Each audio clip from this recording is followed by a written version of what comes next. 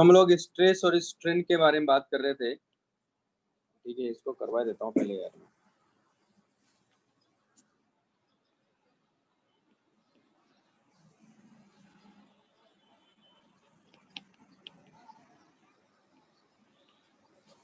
तो नेक्स्ट है हमारे पास में Hooke's law.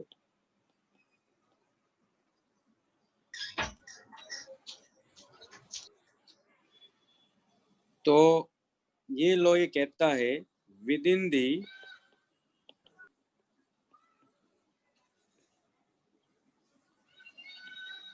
elastic limit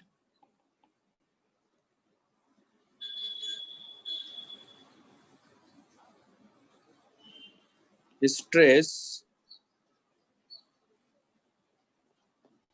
is directly proportional to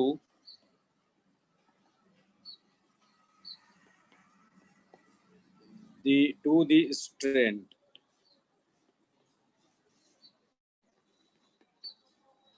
यानी stress is directly proportional to strain. और यहाँ जो कांस्टेंट है दरअसल इसको मैं ले लेता हूँ E इंटू स्ट्रेन, यानी E इक्वल टू है स्ट्रेस अपॉन स्ट्रेन। इसको हम बोलते हैं मॉड्यूलस ऑफ इलास्टिसिटी।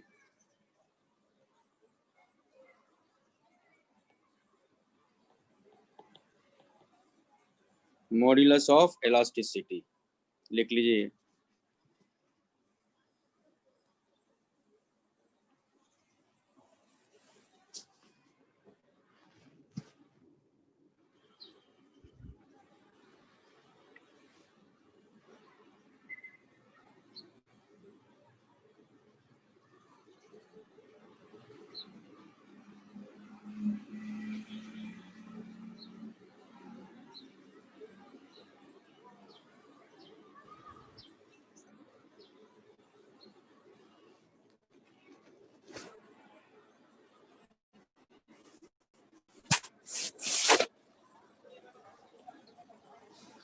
लिख लिया सर? 1 मिनट।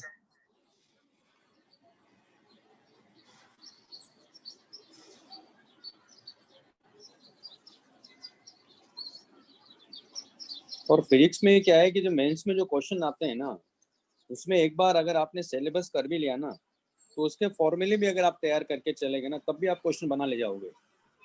मेंस की कह रहा हूँ मैं, एडवांस में तो नहीं बना पाओगे, उसके लिए तो प्रिपरेशन करनी पड़ेगी। लेकिन मेंस के लिए तो सारे फॉर्मूले एक बार अगर बन गए, याद हो गए मान लो आपको, और एक बार बता भी दिए मैंने, तब भी काफ़ी चांसेस है कि क्वेश्चन बना ले जाओगे। क्योंकि जैसे इलास्टिसिटी है, अब इलास्टिसिटी जो क्वेश्चन आता है ज़्यादा टफ क्वेश्चन थोड़ी आएगा, वो फॉर्मूला बेस्ड क्वेश्चन आएगा।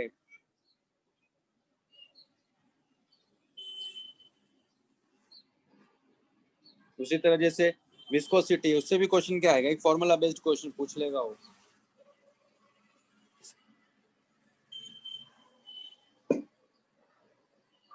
उसी तरह से अगर मान लो हीट एंड थर्मो की भी करेंगे, तो हीट एंड थर्मो में कोई टफ क्वेश्चन थोड़ी पूछता है, एक सिंपल सा क्वेश्चन पूछ लेता है बस, जिसमें आपको फॉर्मूला याद होना चाहिए। इसलिए अभी इसमें एक्सरसाइज 1 करना जरूरी है, मैं मानता हूँ। और लेकिन उसके पहले आपको डीपीपी मिलेगी ना, वो डीपीपी डिस्कस कर लेंगे हम लोग। एक्सरसाइज 1, 2, 3 सब करवा दूंगा मैं, सारे इतने सारे एग्जाम तो हैं, तो इसमें पहले एग्जाम तक तो सिलेबस कर लेते हैं, और डीपीपी जो मिलेगी आपको जिसमें 600 क्वेश्चन है वो कर लो पहले एग्जाम के लिए। तो सेकंड एग्जाम में हम लोग एक्सरसाइज 1, 2, 3 लगा के जाएंगे, और एडवांस तक तो क्या काफ़ी कुछ करवा देंगे आपको।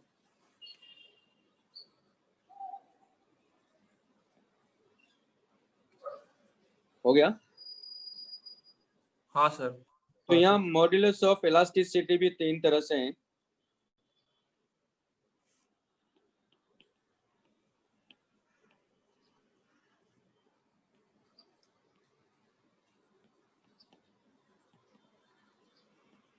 तो पहला जिसको हम बोलेंगे यंग्स मॉड्यूलस, यानी यंग्स मॉड्यूलस मतलब होगा longitudinal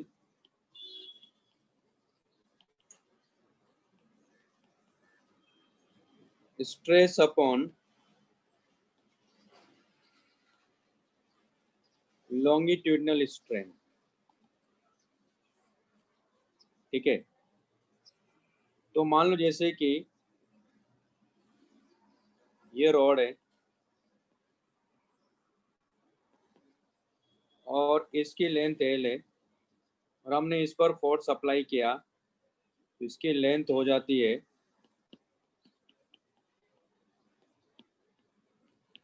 L plus delta L, लेकिन ये तभी हुई जब हमने फोर्स अप्लाई किया।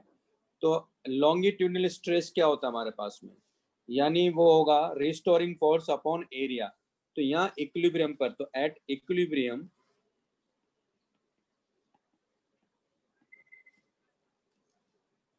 रिस्टोरिंग फोर्स इक्वल टू क्या होगा, एक्सटर्नल फोर्स, जो कि इस केस में क्या है, ये एफ हो जाएगा, क्योंकि रॉड मूव तो कर ही नहीं रहा है। अगर मूव भी करेगा तब भी हमें लेना तो रिस्टोरिंग फोर्स ही है, लेकिन क्या लेना, अब जैसे इस केस में अगर मैं बात करूँ रिस्टोरिंग फोर्स मतलब ये मान के चलो टेंशन लेना है। तो यहाँ अगर कोई भी आप लेते हो इसका पार्ट का फ्री बॉडी डायग्राम बनाओगे तो यहाँ टेंशन कितना डेवलप हो रहा होगा, एफ डेवलप हो रहा होगा। क्यों, क्योंकि ये जो पार्ट है यहाँ, ये जो पार्ट है ये तो रेस्ट पर ही है, इस पर नेट फोर्स बना दो, नहीं टी क्या हो जाएगा, एफ की इक्वल हो जाएगा। तो रिस्टोरिंग फोर्स क्या है एक्चुअल में यहाँ, वो दरअसल टेंशन फोर्स ही है। तो इक्विलिब्रियम पे ये इसके इक्वल आ गया। इसका एरिया क्रॉस सेक्शन अगर मान लो मैं ए लेता हूँ तो यंग्स मॉडुलस मतलब यहाँ वाई से इसको डिनोट करेंगे और ये हो जाएगा F by A divide by delta L by L. ये हमारे पास में इसका फॉर्मूला बनेगा।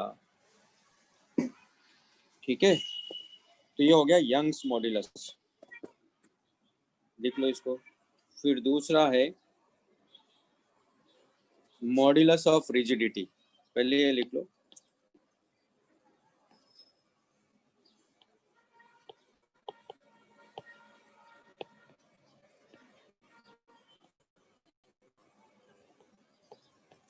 इसको एटा से डिनोट करते हैं, इसको वाई से डिनोट करते हैं।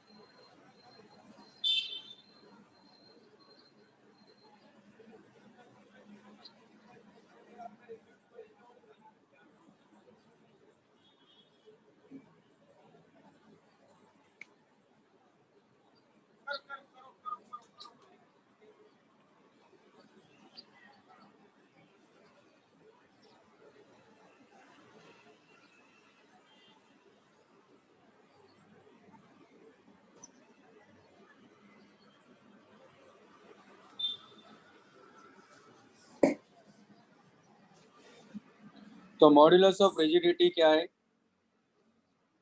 ये इक्वल टू होगा शेयरिंग स्ट्रेस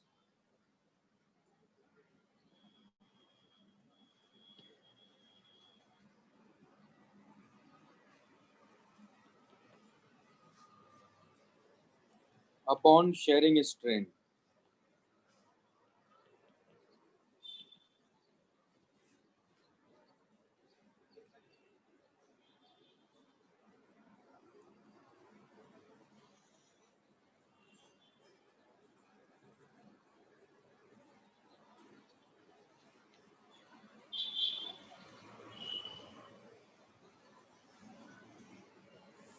यानी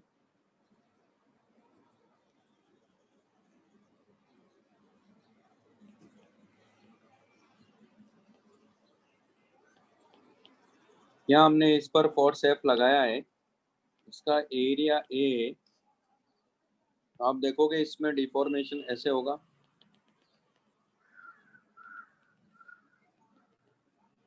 तो अगर ये एंगल थीटा है, ये एक्स है, ये एच है, या इसको आप ऐसे भी समझ सकते हो, मान लो आपने इधर से फोर्स लगाया है एफ और इधर से भी फोर्स लगाया है एफ, तो इसमें डिफॉर्मेशन क्या होगा, इस तरह से होगा। यानी रिलेटिव डिस्प्लेसमेंट देखना है आपको, तो रिलेटिव डिस्प्लेसमेंट कितना है, यहाँ एक्स है, और इन दोनों के बीच में जो सेपरेशन है वो एच है, तो modulus of rigidity equal to होगा F by A divided by x by H, या x by H equal to क्या हो जाएगा, टेन थीटा, और अगर ये काफ़ी स्मॉल है तो ये थीटा आ जाएगा। इसको हम बोलते हैं मॉड्यूलस ऑफ रिजिडिटी।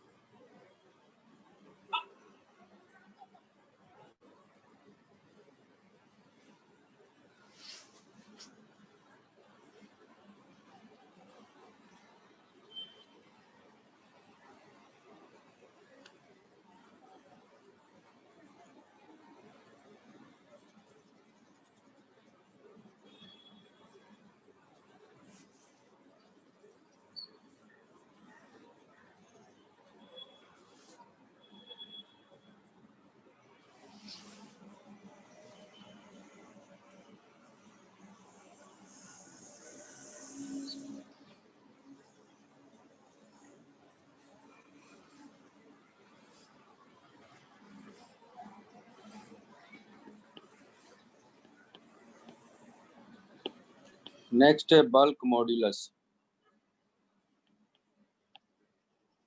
और ये इक्वल टू होता है वॉल्यूमेट्रिक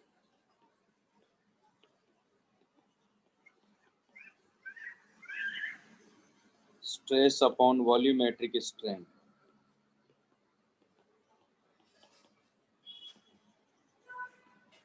यानी बल्क मॉडुलस इक्वल टू हो जाएगा डेल्टा पी माइनस के साथ डेल्टा वी बाई वी। अब आप कहेंगे सर माइनस क्यों ले लिया आपने यहाँ, इसमें क्या होगा जब आप प्रेशर अप्लाई करोगे, यानी अगर ये बॉडी है इस पर अगर आप फोर्स अप्लाई करोगे हर डायरेक्शन से, तो इसमें क्या होगा, इसका वॉल्यूम डिक्रीज करेगा ना, तो ये क्वांटिटी क्या होगी, या तो इस क्वांटिटी, या तो ऐसे लिख दो आप B equal to delta P by mod of delta V by V, तो आपको दिक्कत नहीं है क्योंकि B हमेशा पॉजिटिव होता है। यहाँ जब हम प्रेशर अप्लाई करेंगे तो वॉल्यूम क्या करेगा, डिक्रीज करेगा, इसलिए क्वांटिटी क्या मिलेगी आपको हमेशा, डेल्टा वी बाई वी, ये नेगेटिव मिलेगी, तो नेगेटिव नेगेटिव क्या हो जाएगा, यहाँ पॉजिटिव हो जाएगा, इसलिए नेगेटिव के साथ लेते हैं इसको।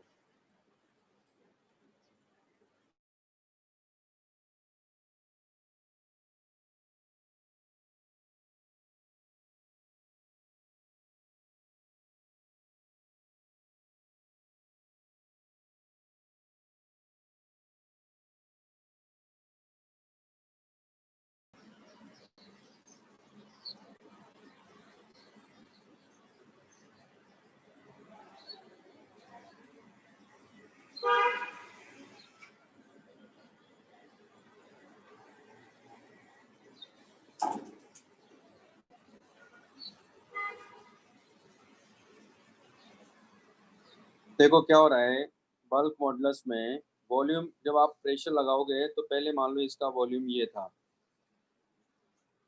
है ना, आपने फोर्स इंक्रीज कर दिया, तो फोर्स पर इंटू एरिया जब आप इंक्रीज करोगे तो डेल्टा पे क्या इंडिकेट कर रहा है कि प्रेशर आपने इंक्रीज कर दिया, तो वॉल्यूम क्या करेगा, इसका डिक्रीज होगा, तो पहले वॉल्यूम वी था, बाद में वॉल्यूम क्या हो जाएगा, वी माइनस डेल्टा वी, तो आप क्या लिखोगे हमेशा, फाइनल माइनस इनिशियल लिखोगे ना, तो जब भी डेल्टा वी की बात करोगे तो क्या लिखोगे आप, V minus delta V minus V लिखोगे तो क्या आ गया, माइनस डेल्टा वी आ रहा है। यहाँ रखोगे तो अपने आप पॉजिटिव हो जाएगा ना। तो बी जो होता है वो हमेशा क्या होता है, पॉजिटिव होता है। तो जब प्रेशर आप इंक्रीज करोगे किसी बॉडी के ऊपर तो उसमें डिफॉर्मेशन होगा तो उसका वॉल्यूम डिक्रीज करेगा। तो ये जो क्वांटिटी है क्या मिलेगी आपको, नेगेटिव मिलेगी। तो नेगेटिव नेगेटिव क्या हो जाएगा, पॉजिटिव हो जाएगा।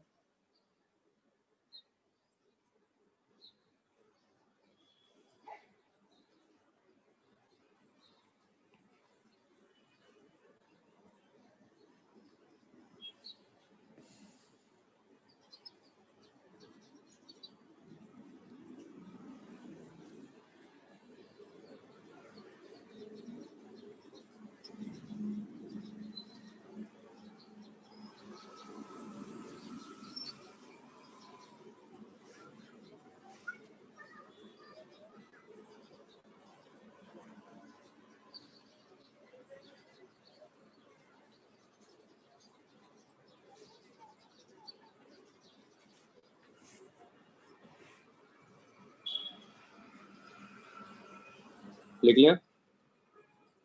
हाँ हाँ सर। नेक्स्ट हमारे पास में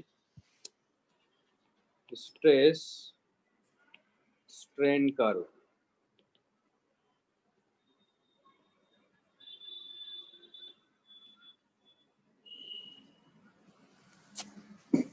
दरअसल होता क्या है,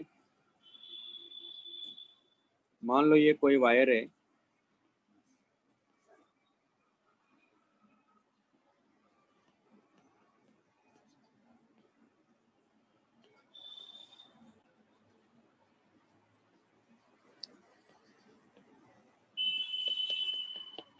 ये वायर है मान लो यहाँ, ठीक है। तो यहाँ ग्राफ प्लॉट करते हैं हम लोग।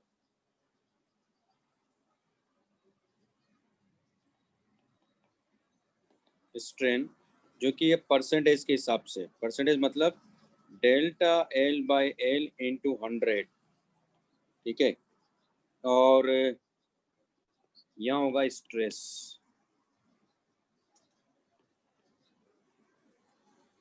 तो होता क्या है कि मान लो हमने यहाँ फोर्स अप्लाई किया, तो मैंने मान लो एफ फोर्स अप्लाई किया यहाँ तक, और इसका इंक्रीमेंट होता है मान लो डेल्टा एक्स, ठीक है। तो सिंपल सी बात है, इसका एरिया भी होगा, है ना। तो यहाँ स्ट्रेस एफ बाई ए के करस्पॉन्डिंग अपने को मिल जाएगा। तो मान लो वो स्ट्रेस मिला और ये हमारे पास में इसका परसेंटेज वैल्यू यहाँ मिल जाएगा, डेल्टा एल की जगह मैंने डेल्टा एक्स ले लिया। उसके बाद मान लो मैंने अब यहीं से 2F फोर्स अप्लाई किया यहाँ तक,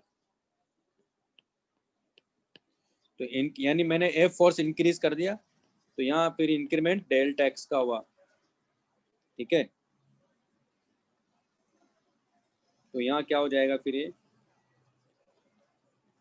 उसके हिसाब से मिल जाएगा अपने को यहाँ।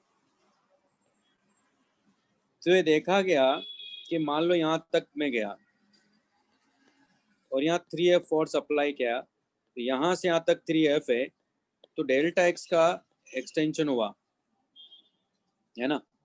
तो यानी इसके करस्पॉन्डिंग, तो यहाँ ये अपने को ऐसा मिलेगा। मान लो ये जो पॉइंट मैं कह रहा हूँ, ये मान लो ए पॉइंट है, यानी ये जो पॉइंट है हमारे पास में, मान लेते हैं कि ये ए पॉइंट है। जहां तक आप देखोगे कि स्ट्रेट ग्राफ अपने को मिलेगा, स्ट्रेट लाइन ग्राफ मिलेगा। तो ये जो ए पॉइंट यहाँ कह रहा हूं मैं,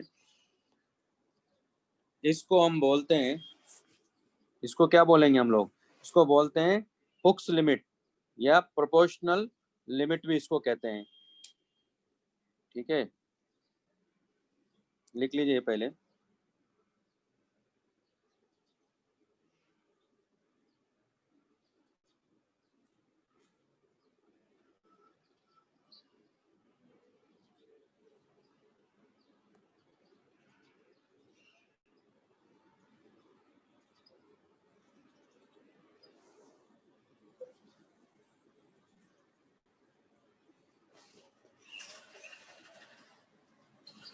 तुम्हारे पास में ए जो है ये है प्रोपोर्शनल लिमिट,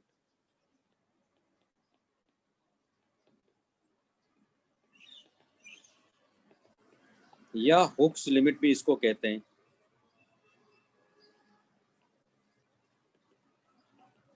हुक्स लिमिट क्यों? क्योंकि stress is directly proportional to strain होगा। लेकिन एक पॉइंट और देखा गया कि मान लो मैंने यहाँ फोर्स अप्लाई किया तो क्या होगा, ये कर्व दरअसल ऐसा हो जाएगा।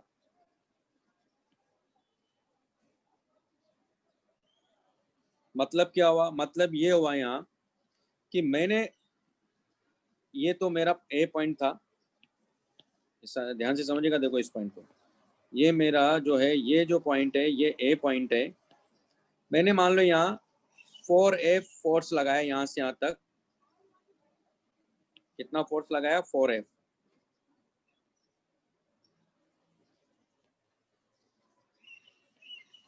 तो मैंने 4F लगाया, लेकिन मान लो इंक्रीमेंट इसका हुआ है 3 डेल्टा एक्स बाई 2 का। मतलब क्या हुआ कि मैंने स्ट्रेस कम अप्लाई किया लेकिन स्ट्रेन ज्यादा मिला अपने को। तो ये जो पॉइंट आपको यहाँ मिलेगा, ये पॉइंट होता है बी, इसको बोलते हैं इलास्टिक लिमिट। लेकिन आप कहोगे सर आपने हुक्स लॉ जब लिखवाया वहां तो कहा कि within the elastic limit. अभी बताता हूँ क्यों बोला मैंने। इसको बोलेंगे इलास्टिक लिमिट, और यील्ड पॉइंट भी इसको बोलते हैं।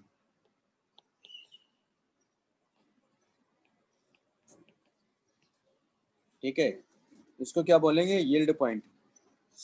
और इसके करस्पॉन्डिंग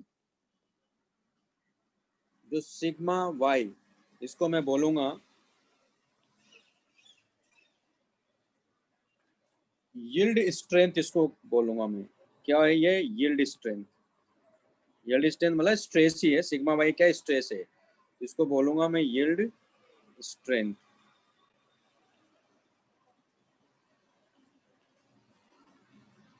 अब मैं कह रहा हूँ कि तो इलास्टिक लिमिट है।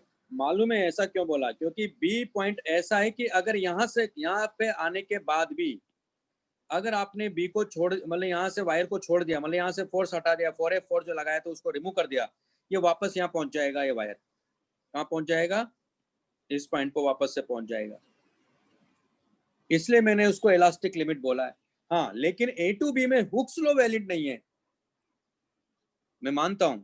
लेकिन हम जो बात कर रहे हैं यहाँ हुक्स लॉ की भी, तो हम उसकी बात कर रहे हैं कि वायर हम जो फोर्स लगाते जा रहे हैं, लेकिन फोर्स रिमूव करें तो वापस अपनी शेप रिगेन कर ले, उसके लिए हुक्स लॉ की बात की जा रही है।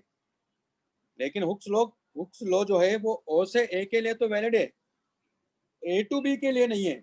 लेकिन फिर भी अगर वहां से आपने इसको छोड़ दिया तो वापस ये अपनी शेप में चला जाएगा, वापस अपनी ओरिजिनल लेंथ में चला जाएगा वायर, इसलिए वो इलास्टिक लिमिट है वो।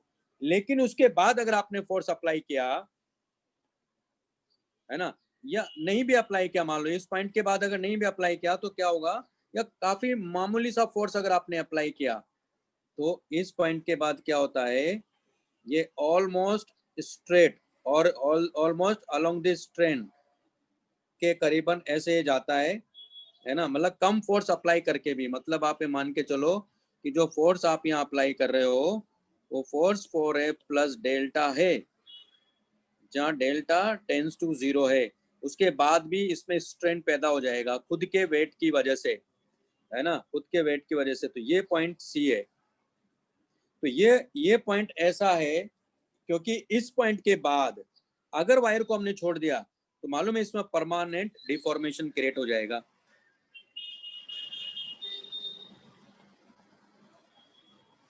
और ये जो डिफॉर्मेशन होगा, परमानेंट सेट जो हो जाएगा, ये होगा दरअसल लेस देन 1। यानी ये जो परमानेंट सेट यहाँ हो जाएगा, ये हो जाएगा, है ना, लेस देन 1%।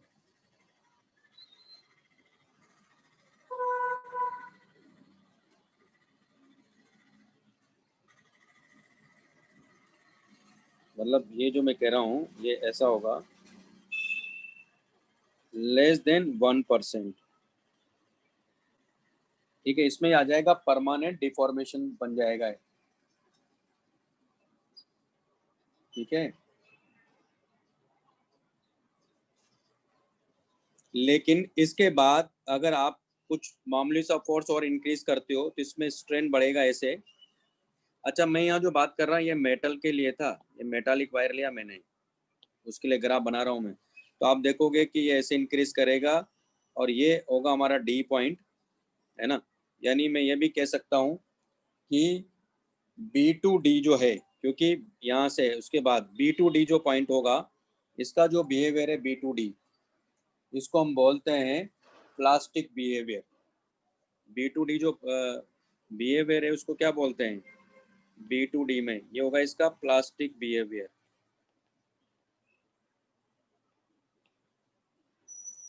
और ओ टू ए में, सॉरी ओ टू बी में,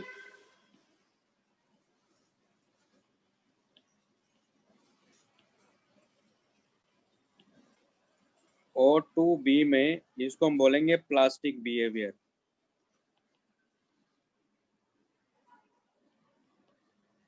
भाई दिख रहा है, इसको बोलते हैं plastic behaviour O to B में। और ओ बी टू डी में इसको बोलेंगे प्लास्टिक बिहेवियर। और डी को सर हम ओ बोलते टू हैं, बी वाला पॉइंट थोड़ा ऊपर लिखेंगे क्या? भाई जगह नहीं था इसलिए गड़बड़ हो रहा है। पहले बना लो फिर लिखता हूँ मैं, इस पॉइंट लिख सर कर आप वो देता हूँ। सी वाला पॉइंट वापस बता सकते हैं आपने, मतलब बी से। सी वाला एक ऐसा पॉइंट है, सी कोई भी, मैंने बी और डी के बीच में एक सी एक ऐसा पॉइंट लिया कि अगर वहां हमने फोर्स रिमूव कर दिया तो उसमें क्या होगा, परमानेंट डिफॉर्मेशन आ जाएगा जो कि लेस देन 1% होगा। ठीक है, उसमें क्या होगा, one less than 1% deformation create हो जाएगा। सी के बाद आप उसको, मतलब सी से जाने का मतलब है कि बी तक जब हम लोग लाएं तब तक इसको वापस इस पॉइंट तक ला सकते हैं, हम लोग वापस से ओरिजिनल लेंथ में ला सकते हैं। लेकिन सी पर अगर आपने फोर्स को रिमूव कर दिया तो फिर आप उसको ओरिजिनल लेंथ पे नहीं ला सकते, यानी कुछ परमानेंट उसमें क्या होगा, डिफॉर्मेशन हो जाएगा। भले आप फोर्स नहीं लगाओगे तो वायर आएगा वापस अपनी पोजीशन पे, नहीं आएगा, यानी यहाँ तक ही वायर आएगा इसका मतलब। और इसमें डिफॉर्मेशन बन रह जाएगा, मतलब ये कह रहा हूँ मैं, परमानेंट डिफॉर्मेशन क्रिएट हो जाएगा उसमें। ठीक है, और बी टू डी जो होगा उसको बोलते हैं प्लास्टिक बिहेवियर, और डी जो होता है इसको बोलते हैं अल्टीमेट स्ट्रेंथ, यानी सिग्मा यू। तो डी पॉइंट है जहां ये क्या हो जाएगा, अल्टीमेट स्ट्रेंथ है।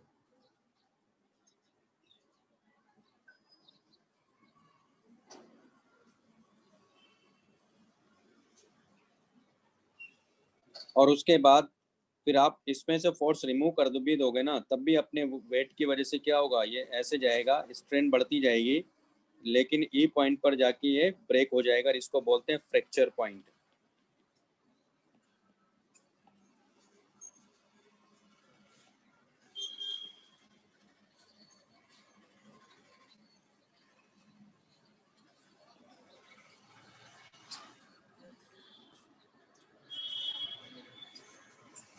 और सिग्मा यू इसको बोलते हैं अल्टीमेट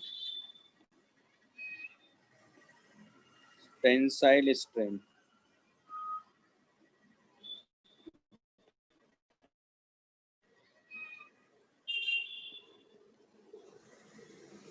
और मैं क्या बोल रहा था, O to B, O to B को बोलते हैं प्लास्टिक इलास्टिक बिहेवियर।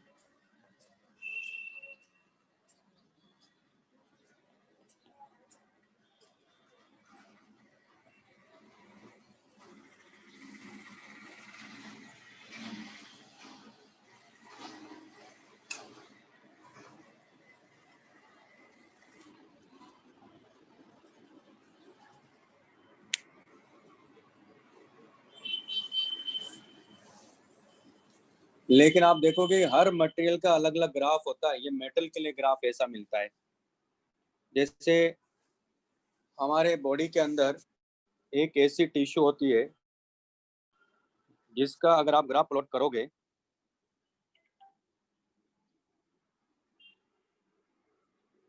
डी में दरअसल ये अल्टीमेट स्ट्रेंथ है, यानी इसका मतलब है कि इस पॉइंट के बाद अगर आपने फोर्स रिमूव कर दिया तो वो उसके खुद के वेट की वजह से देखो स्ट्रेस तो क्या हो रहा है, देखो डिक्रीज करता जा रहा है, नीचे की तरफ आ रहा है कर्व, लेकिन स्ट्रेंथ तो कंटिन्यूसली क्या कर रहा है, देखो बढ़ता जा रहा है ना।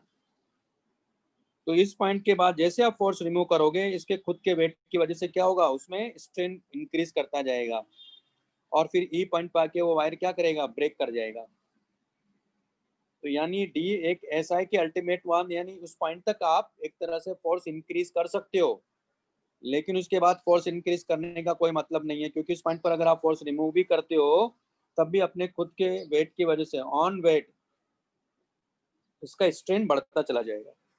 ये मतलब है, समझ में आया? इसलिए उसको बोलते हैं अल्टीमेट टेंसाइल स्ट्रेंथ, यानी आप फोर्स वहां तक इंक्रीज कर सकते हो। क्लियर है भाई? लॉजिक तो ये कह रहा है ना, देखो ना।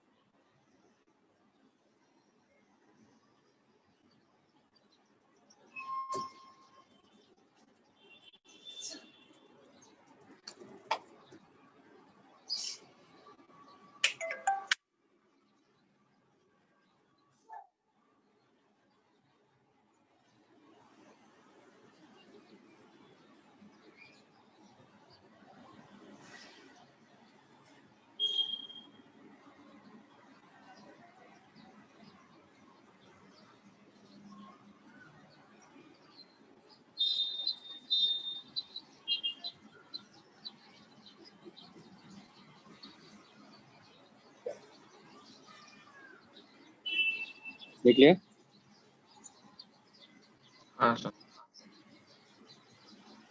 डी तो फोर्स, वहां तो फोर्स ही हटा दिया हमने डी पे, तो हम जो एक्सटर्नल फोर्स लगा रहे थे डी पर वो डी हटा दिया मैंने, लेकिन फिर भी उसमें क्या हो रहा है, तभी तो देखो स्ट्रेस तो कम होता जा रहा है लेकिन स्ट्रेन बढ़ता जा रहा है।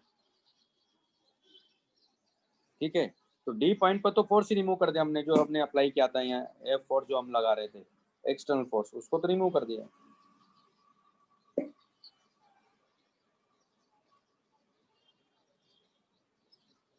अब जैसे एक और ग्राफ है एनसीईआरटी में दिया हुआ है, तो वो भी बताता हूँ मैं आपको। तो जरूरी नहीं कि हर मेटल के लिए, मतलब जनरली ये मेटल का ग्राफ जो ऑलमोस्ट सेम ही मिला है ना, लेकिन ये ग्राफ भी डिपेंड करता है कि कौन सा आप मटेरियल यूज कर रहे हो।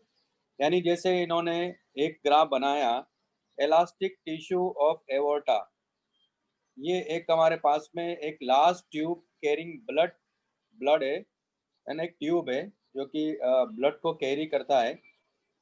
तो उसके उस पर फोर्स अप्लाई करके इन्होंने ग्राफ प्लॉट किया, तो आप देखोगे, बिलीव नहीं करोगे, इसमें कारो ग्राफ मिला है ना, इसमें कारो मिला, और कहीं इसमें ऐसा नहीं है, किसी भी पॉइंट पर जाकर जब इसको इन्होंने इस पर फोर्स रिमूव किया तो वापस उसने अपनी शेप रिगेन कर लिए। हरी बात समझ में? वापस शेप अपनी रिगेन कर लिए। इसका कोई वेल डिफाइंड प्लास्टिक रीजन मिला ही नहीं इनको, यानी पूरे टाइम वो इलास्टिक उसकी तरह बिहेव कर रहा था, इलास्टिसिटी की इलास्टिक मटेरियल की तरह बिहेव कर रहा था, लेकिन कर्व स्ट्रेट नहीं मिला इनको, यानी इसमें हुक्स लॉ वैलिड नहीं था हरी बात में, और कोई प्लास्टिक बिहेवियर भी इसका कहीं नहीं मिला।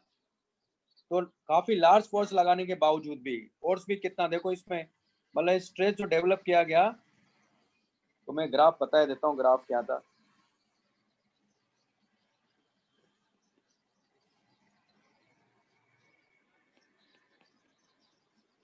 Stress strain curve for the elastic tissue of aorta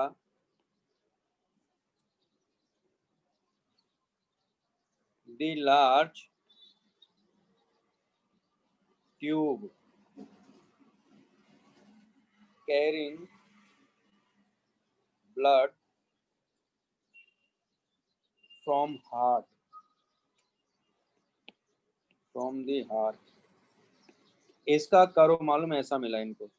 ये इसलिए बता रहा हूँ क्योंकि मेंस में भैया कुछ भी एनसीईआरटी में दिया, वहाँ से पूछ सकते हो, क्योंकि मैं इस बार का जो नीट एग्ज़ाम हुआ था उसमें भी देख रहा था, तो एनसीईआरटी में एक ग्राफ दिया हुआ है, ठीक है, उस ग्राफ को ही उन्होंने पूछ लिया था उसमें, लेकिन वो करंट इलेक्ट्रिसिटी में दिया हुआ है ग्राफ, इसलिए वो जो ग्राफ आप सब देख लेना भाई इस बुक से। तो इसमें कर्व ऐसा मिला, ये 0 0 था, ठीक है, ये 0.5 यानी ये था स्ट्रेस इसका, वो भी लिख देता हूँ मैं क्योंकि इधर स्ट्रेस है। तो ये था 0.5 इंटू 10⁶ न्यूटन पर मीटर स्क्वायर। ये है 1 इंटू 10⁶ न्यूटन पर मीटर स्क्वायर। ये 0.5 ये स्ट्रेन ही है, और ये 1.0। तो ऐसा कर्व इनको मिला। तो आप सोचो, इस मटेरियल को जब इन्होंने यूज़ किया और उस पर फोर्स लगाना शुरू किया, तो इसकी लेंथ भी मतलब अजीब तरीके से इंक्रीज, इस तरह से कर्व में इसकी लेंथ इंक्रीज कर रही थी। तो अगर इन्होंने इस पॉइंट पे भी जाके इसको छोड़ दिया, मान लो फोर्स रिमूव कर दिया, ये वापस इसी शेप में आ जाता था, ठीक है। इसका कोई प्लास्टिक बिहेवियर इसमें मिला ही नहीं इनको। लेकिन ये देखो यहाँ हुक्स लॉ कहीं वैलिड भी नहीं है, लेकिन फिर भी इसका कितनी भी लेंथ देखो ना, कितना स्ट्रेस डेवलप हुआ है, समझ रहे हैं। 0.5 इंटू यानी 10⁶ ऑर्डर में, उसके बावजूद भी ये ब्रेक नहीं हुआ कहीं। इतनी इलास्टिक लिमिट है, मतलब इसकी लार्ज इलास्टिक लिमिट है। तो ऐसे ऐसे भी मटेरियल होते हैं, ओके। तो ये मैं बताना चाह रहा था बस। तो आपका ये थ्योरी पार्ट हो गया है ना। अब मैं थोड़ा चीज़ें बताता हूँ मैं आपको कि एक रॉड का बिहेवियर भी एक स्प्रिंग के तरह होता है, और स्प्रिंग में भी हमने कुछ चीज़ें वहाँ सीखी पहले कि जो स्प्रिंग कांस्टेंट है वो इनवर्सली प्रोपोर्शनल टू लेंथ होता है। उन सब के बारे में यहाँ भी हम बात करेंगे। एनर्जी के बारे में भी अभी बात करूँगा इसमें भी, है ना। तो अब कुछ कुछ क्वेश्चन करवा देता हूँ मैं आपको। जैसे एक क्वेश्चन ले रहा हूँ मैं यहाँ, लिख लिया भाई सबने। स्ट्रेस स्ट्रेन कर्व है,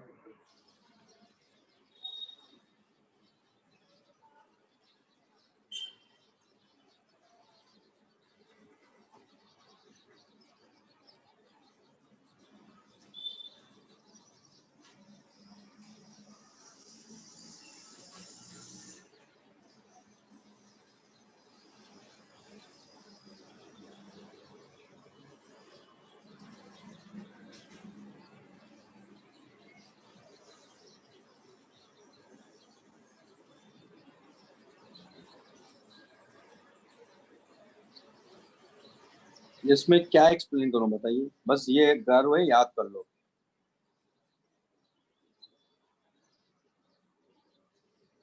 मतलब बस ये कि इसमें आपको ऐसा नहीं कि स्ट्रेस और स्ट्रेन प्रोपोर्शनल है, वो ऐसा नहीं है।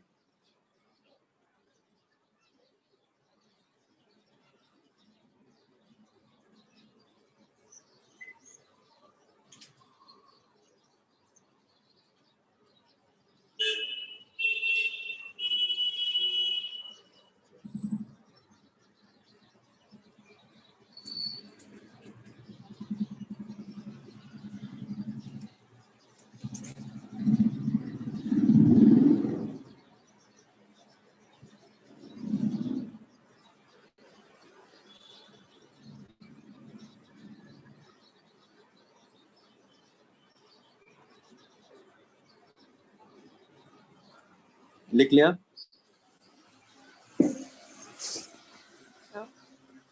हाँ सर। अब जैसे हमारे पास में मान लो कि क्वेश्चन है हमारे पास में कि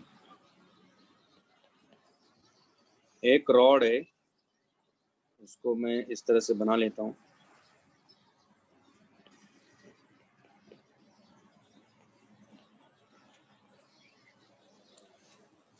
और हमने यहाँ फोर्स अप्लाई किया ए फोर्स अप्लाई किया, इसका एरिया क्रॉस सेक्शन यहाँ एफ है। मान लो मैं यहाँ ये वाला एरिया, ये वाला क्रॉस सेक्शन लेता हूँ, एरिया क्रॉस सेक्शन ये लेता हूँ, ठीक है। और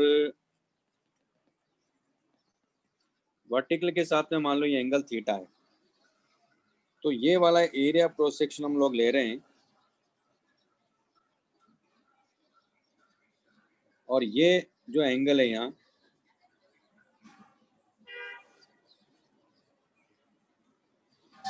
ये एंगल मैं कह रहा हूँ कि थीटा है, इसका एरिया ए डैश ले लेते हैं, और ये एरिया ए है, तो A by A dash equal to क्या होगा यहाँ, कॉस थीटा होगा। अब यहाँ जो फोर्स लग रहा है इस वाले पार्ट पर, वो तो इधर लग रहा है ना, तो अब यहाँ इधर अगर फोर्स हम लगा रहे हैं, एफ फोर्स इधर लग रहा होगा, यानी जो रिस्टोरिंग फोर्स यहाँ डेवलप हो रहा होगा एफ ही हो रहा होगा। यहाँ टेंशन अगर आप देखोगे तो ये हो रहा होगा, तो इसको रिजोल्व कर सकते हैं हम लोग। कैसे? एक तो इसके अलोंग और एक इसके अलोंग, है ना। तो यहाँ देख लो ये एंगल कितना जा रहा है, तो 90, यानी ये एंगल थीटा आ रहा होगा। ये बात समझ में? अगर एंगल थीटा है तो एफ का एक कंपोनेंट क्या होगा, एफ कॉस थीटा, और एक कंपोनेंट क्या होगा, एफ साइन थीटा। अगर इस एरिया क्रॉस सेक्शन पर अपने को क्या, एक तो शेयरिंग स्ट्रेस चाहिए, क्या चाहिए, शेयरिंग स्ट्रेस। तो मालूम है शेयरिंग स्ट्रेस क्या हो जाएगा, शेयरिंग स्ट्रेस हो जाएगा यहाँ ये एफ साइन थीटा है, तो वो हो जाएगा F sine theta by A dash. ये समझ में आया? यानी एफ साइन थीटा इंटू ए डैश, तो ए डैश की वैल्यू क्या होगी, ये हो जाएगा कॉस थीटा। यहाँ ये शेयरिंग स्ट्रेस आ गई। फिर लॉन्गिट्यूडनल स्ट्रेस कितना होगा यहाँ, तो लॉन्गिट्यूडनल यानी इस एरिया क्रॉस सेक्शन के सरफेस के परपेंडिकुलर वो देखते हैं फोर्स, और उसका एरिया लेते हैं, तो क्या हो जाएगा, ये F cos theta by A dash, यानी ये हो गया F cos square theta by A. ये आंसर है। तो मैंने यहाँ एक एरिया क्रॉस सेक्शन आपको दिखाया, वहाँ पूछा गया कि यहाँ शेयरिंग स्ट्रेस बताओ, लॉन्गिट्यूडनल स्ट्रेस बताओ, तो उसको ऐसे निकालेंगे। लॉजिक समझ में आया कैसे निकाला मैंने? तो यहाँ से इससे ये भी पता चलता है कि एक्चुअल में कॉन्सेप्ट क्या था। हो कई बार बच्चों को समझ में नहीं आ रहा होता कि कॉन्सेप्ट क्या लगाया है, मतलब वो शेयरिंग स्ट्रेस मतलब क्या है, तो उसको ध्यान में रखते हुए क्वेश्चन मैंने यहाँ ले लिया है। क्या नहीं समझ में आया बताइए ना, क्या कॉन्सेप्ट पढ़ा था आपने, मुझे समझाएंगे पहले तो। आपको इसका मतलब वही समझ में नहीं आया कॉन्सेप्ट क्या था वहाँ। इसका मतलब मैं आपको जब शेयरिंग स्ट्रेस और लॉन्गिट्यूडनल स्ट्रेस पढ़ा था, वो पकड़ में नहीं आया कॉन्सेप्ट। अगर वो आता तो यहाँ मेरे से डाउट ही नहीं पूछते आप। बेटा मैंने ये कहा था कि अगर मान लो जैसे कि ये सिलेंडर भी आपने लिया है, और अगर इसको आपने फिक्स कर दिया, और अगर आपने फोर्स यहाँ एफ लगाया इस सरफेस के अलोंग, तो शेयरिंग स्ट्रेस क्या होता है, इसका एरिया एफ बाई ए। वही तो चीज मैंने यहाँ लिखी, देखो ना आप यहाँ, ये देखो वही तो लिखा है। मैंने कहा इस एरिया क्रॉस सेक्शन पर बताना है मुझे, इस एरिया क्रॉस सेक्शन की बात कर रहा हूँ मैं, इस एरिया क्रॉस सेक्शन की बात करना था मुझे। इस पर बताना है कि शेयरिंग स्ट्रेस क्या है, लॉन्गिट्यूडनल स्ट्रेस क्या है। समझ में आया? ये कॉन्सेप्ट था।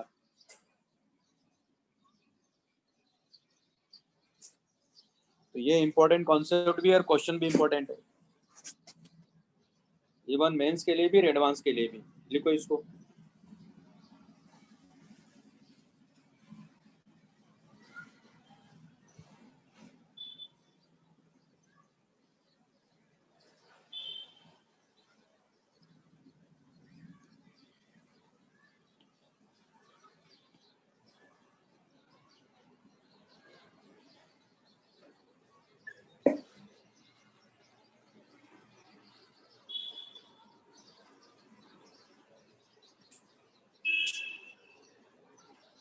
तो उसी तरह एक क्वेश्चन और आपके इसमें भी दिया हुआ है एग्जाम्पल 1, वो आप करिएगा, है ना। मैं आपको एग्जाम्पल 2 बता देता हूँ।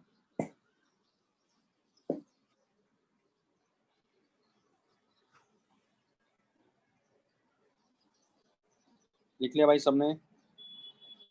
हाँ sir.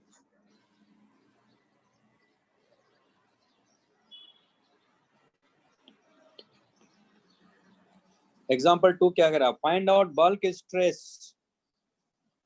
On the spherical object of radius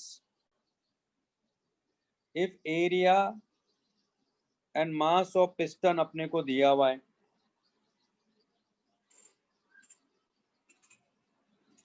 sheet नहीं मिली है इसकी, रुको, शीट मिला भी नहीं मिला आप लोगों को?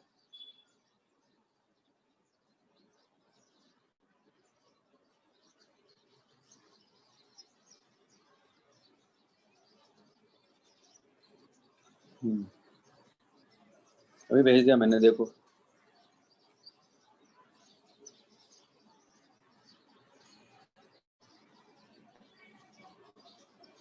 कोई बात नहीं, भी भेज दिया मैंने। अब ये कह रहा find out bulk stress on the spherical object of radius if area and mass of piston अपने को दिया हुआ है।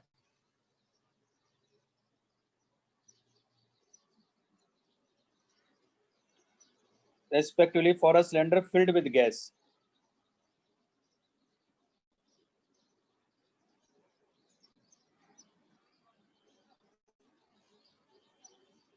ये तो क्वेश्चन ही आधा अधूरा लग रहा मुझे।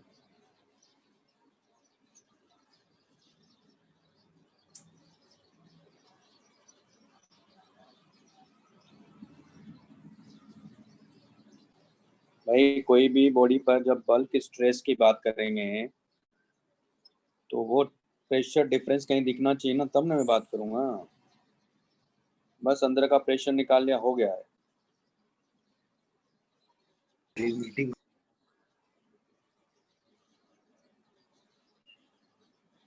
इसका मतलब ये हुआ कि इसका जब एग्जाम्पल 2 में एक बात याद रखो, इसका मतलब यहाँ जब इसको किसी उसमें रखा था,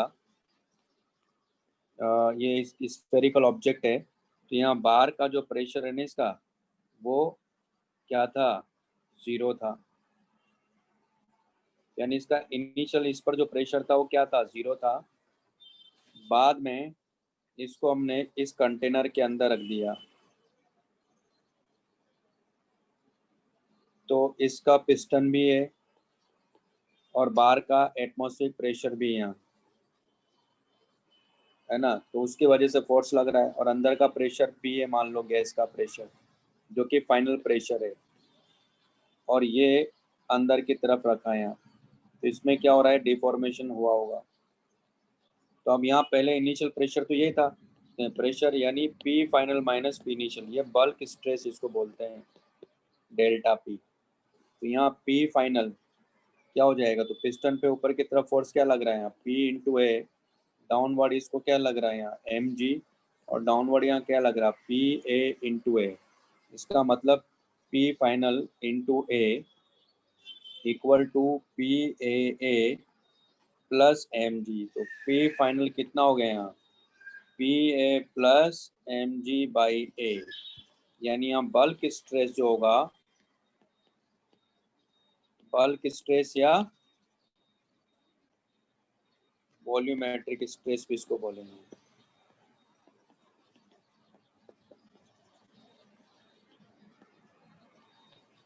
तुम्हारे पास आ जाएगा P A plus m g by A. तो पी ए तो कितना है? 10⁵ यहाँ दिया हुआ है, ठीक है, plus object of radius this दिया हुआ है, सब कोई लेना देना नहीं। एरिया ऑफ पिस्टन और मास यानी 50 इंटू 10, जी की वैल्यू 10 ले लिया, एरिया यानी 50 इंटू 10⁻⁴, यानी अल्टीमेटली कितना आ गया? यानी आ गया 2 इंटू 10⁵ है ना। ये डेल्टा पी हमारे पास आ गया, न्यूटन पर मीटर स्क्वायर होगा। तो ये आंसर है। ओके, तो इस तरह से कर लेंगे।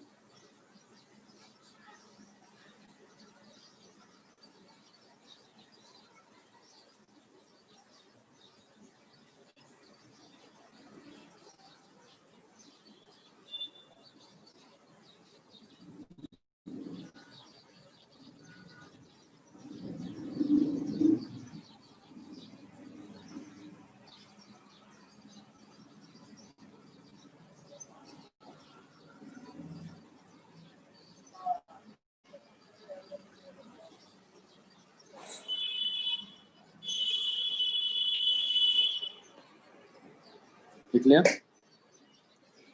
हाँ सर। हाँ सर। नेक्स्ट हमारे पास में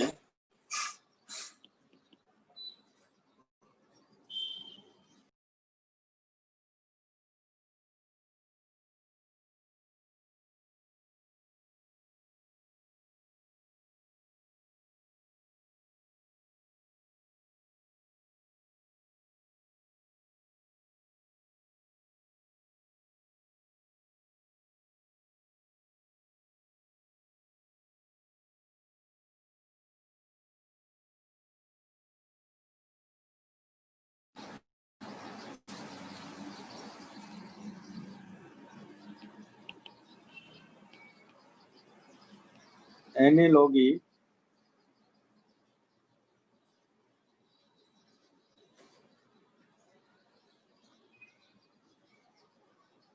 of rod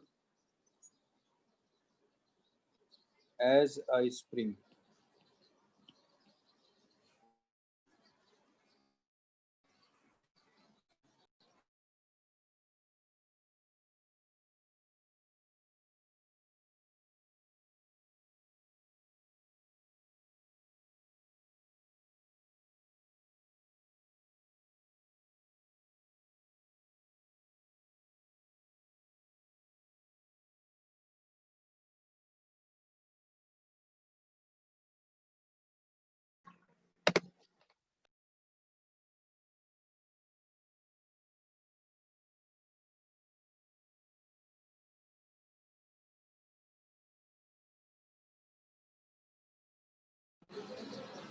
Analogy of rod as a spring. ठीक है, मतलब क्या है कि हम जब स्प्रिंग की, मैं रॉड की जब इस एज ए स्प्रिंग इसको ट्रीट करूंगा रॉड को, इसका मतलब है कि within the elastic limit ही हम बात करेंगे, क्योंकि वैसे भी यंग्स मॉडुलस का जो कॉन्सेप्ट है वो within the elastic limit ही है, यानी हुक्स लिमिट, क्योंकि हमें ये भी मालूम है ना stress upon strain equal to constant है ना। तो अगर ये रॉड हम लोग लेते हैं और इसकी लेंथ मान लेते हैं एल है,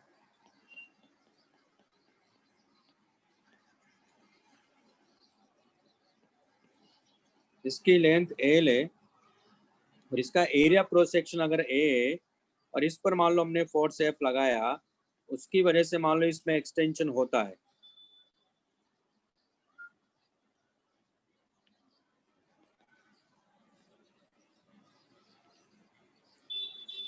तो लेंथ हो गई L प्लस डेल्टा L।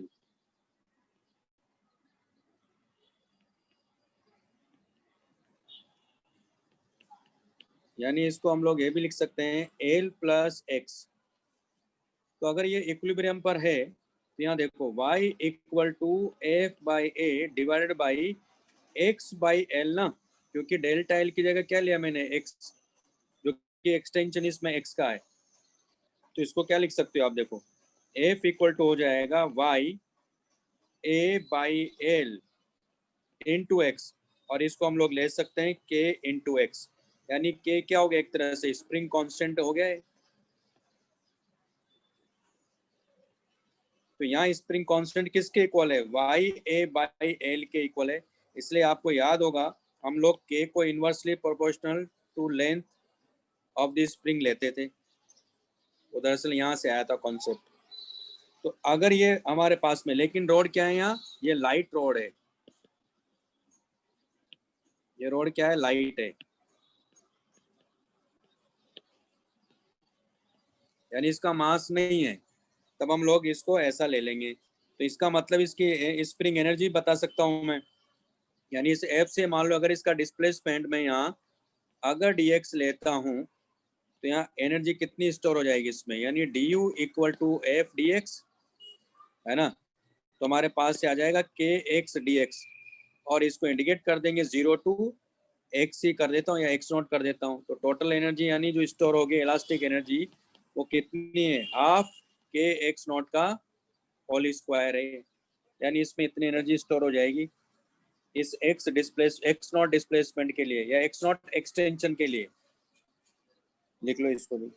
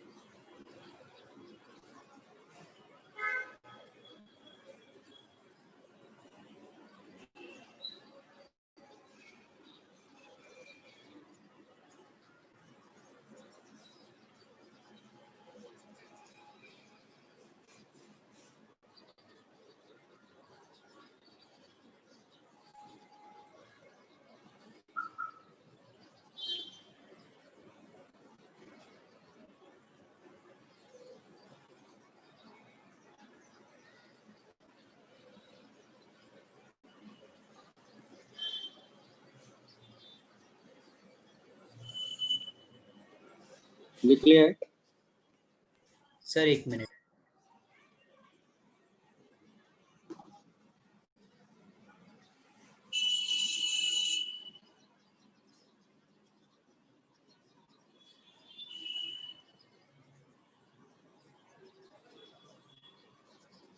हाँ सर, लिख लिया। अब यहाँ देखो इसका लेंथ, हमने लेंथ कितना इंक्रीमेंट हुआ है, यानी अलोंगेशन कितना हुआ है इसमें, एक्स नॉट हुआ है ना। तो अलोंगेशन इसमें कितना हो रहा है, एक्स नॉट का हो रहा है।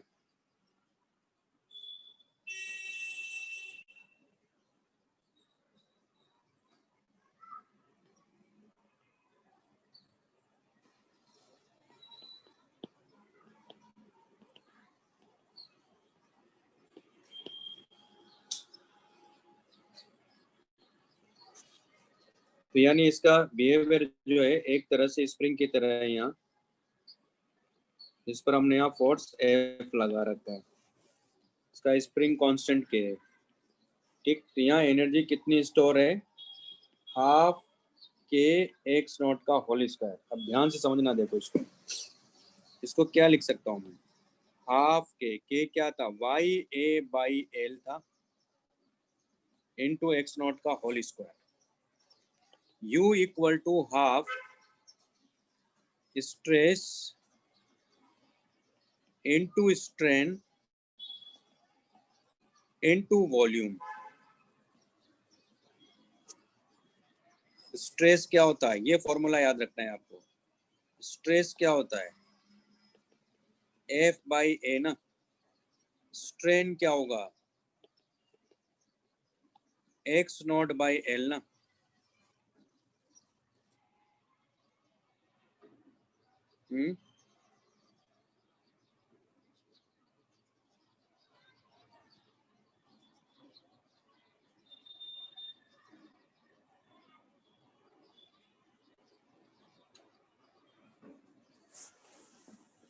यही होगा।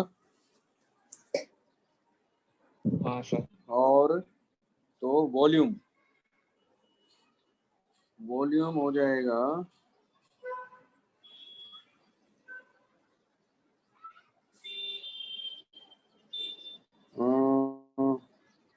इसको क्या लिख सकते हैं हम लोग, पूरे वॉल्यूम की बात करेंगे ना हम लोग यहाँ। Stress into strain into volume, volume होगा एल इंटू ए।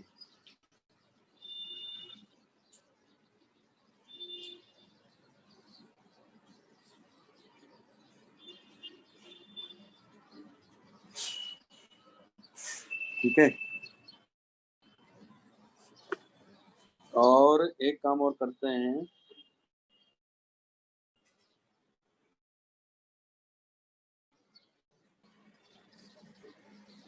हमें मालूम है कि यंग्स मॉडुलस इक्वल टू क्या होता है, स्ट्रेस अपॉन स्ट्रेन होता है ना। तो यहाँ देखो, ये तो फॉर्मूला है ही हमारे पास में, U equal to half stress into strain into volume. ये मुझे देखना पड़ेगा, तो क्या हो जाएगा,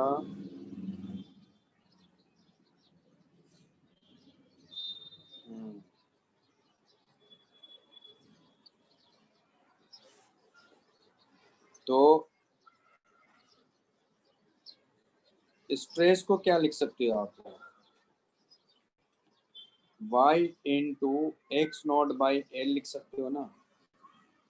और ये हमारे पास में क्या है, f बाई ए है ना। तो रख दो यहाँ, तो यानी u इक्वल टू क्या लिख सकते हो आप, हाफ इंटू स्ट्रेस। स्ट्रेस की जगह मैंने ले लिया y x not by L है ना, और स्ट्रेन क्या है हमारे पास में, एक्स नॉट बाई एल ये। और वॉल्यूम क्या लिखोगे आप, एल ए इंटू एल, पूरा का वॉल्यूम लेते हैं, पूरी रॉड का वॉल्यूम लेते हैं। तो उस केस में एल के कंपैरिजन में एल दरअसल क्या है यहाँ, एक्स नॉट के कंपैरिजन में काफ़ी ज़्यादा है, तो पूरा वॉल्यूम ये लेंगे ए इंटू एल। तो अल्टीमेटली वही तो इक्वेशन आ गई ऊपर वाली, देखो आप ये वाली इक्वेशन आ रही है ना। इसका मतलब इसको आप इस एनर्जी को यहाँ ऐसे भी लिख सकते हो, half stress into strain into volume. तो ये भी पूछे जाते हैं फॉर्मूले, इसका ध्यान रखना, लिख लो।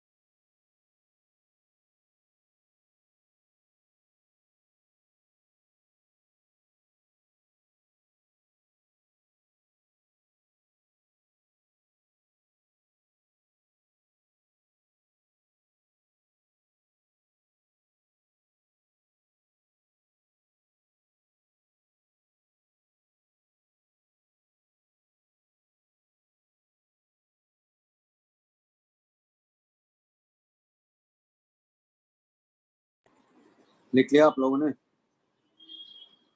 हाँ सर।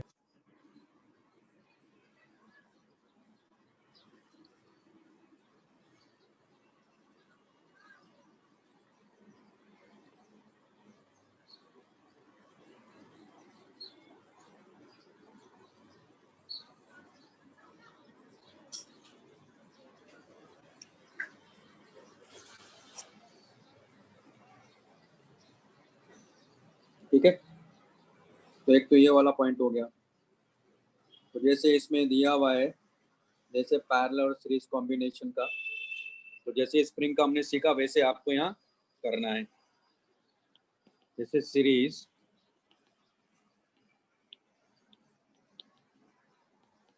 कॉम्बिनेशन ऑफ रॉड्स,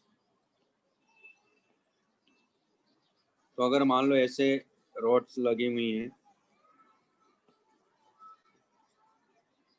और यहाँ हमने मान लो फोर्स लगा रखा है, तो इसका Young's modulus y1, a1 area cross section, l1 length, इसका y2, इसका a2 l2 लेंथ है। तो ये एक तरह से क्या हो गई है, ये दो स्प्रिंग हो गई। इसका स्प्रिंग कांस्टेंट k1 है, यानी y1 a1 बाई l1, और दूसरा स्प्रिंग कांस्टेंट जो है इसका k2 है, और k2 equal to y2 a2 by l2 है। तो इसका जो इक्विवेलेंट स्प्रिंग मिलेगा अपने को यहाँ,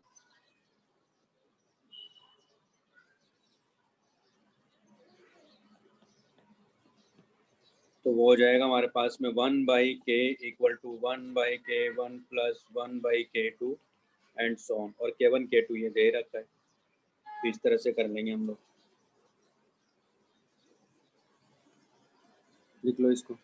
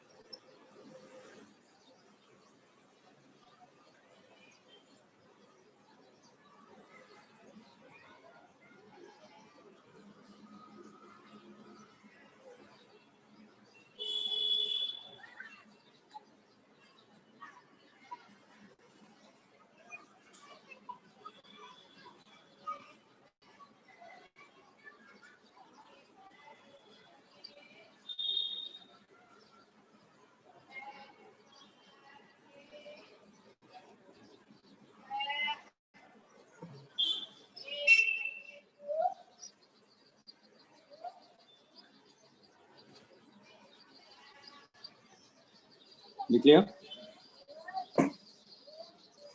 हाँ सर। उसी तरह से मान लो जैसे कि पैरेलल कॉम्बिनेशन की बात कर रहे हैं,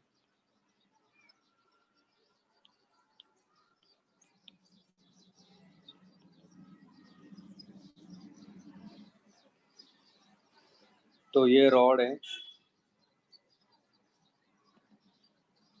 तो दूसरी रॉड यहाँ है, दोनों की लेंथ सेम है, और ये लाइट मान लो एक सपोर्ट है जो इनको कनेक्ट कर रहा है, और यहाँ हम लोग फोर्स F लगा रहे हैं। तो इसका यंग्स मॉडुलस y1 है, एरिया क्रॉस सेक्शन a1 है, लेंथ l है, इसका y2 है, इसका a2 है, इसकी लेंथ l है। तो दो स्प्रिंग हो गई है, दोनों पैरेलल में है।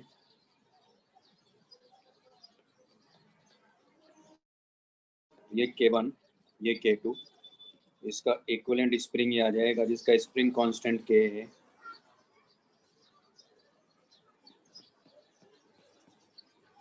तो k इक्वल टू क्या हो गया यहाँ, k1 प्लस k2, यहाँ k1 क्या है y1 a1 by l, k2 क्या है यहाँ y2 a2 बाई l। लिख लो इसको।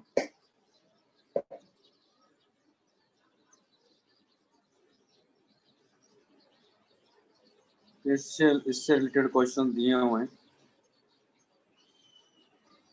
कर लेंगे, कोई दिक्कत नहीं है।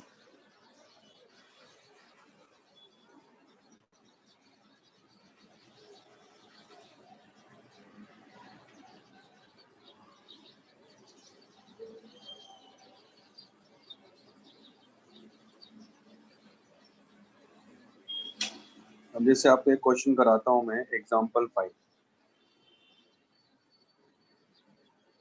इसमें एक तो कह रहा है कि अलोंगेशन बताओ कितना होगा।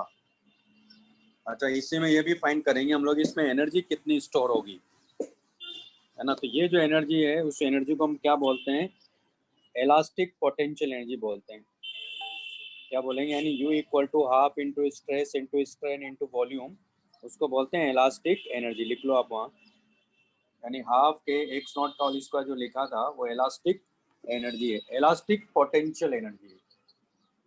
यहाँ क्या बोलेंगे, इलास्टिक पोटेंशियल एनर्जी।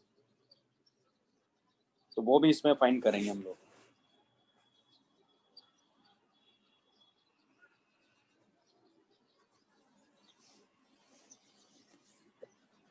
अच्छा, क्या है, अब आपको अभी डीपीपी मिल जाएगी, या तो कल या परसों मिल जाएगी। तो क्या करना है, अब हम लोग जैसे इलास्टिसिटी के क्वेश्चन है वो वहीं से करेंगे, डीपीपी से।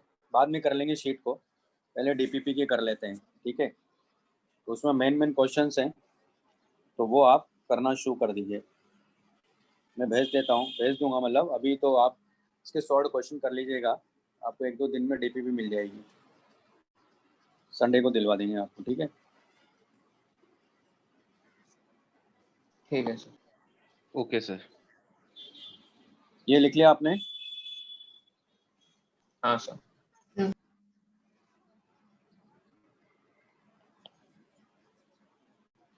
अब जैसे एग्जाम्पल 5 करते हैं।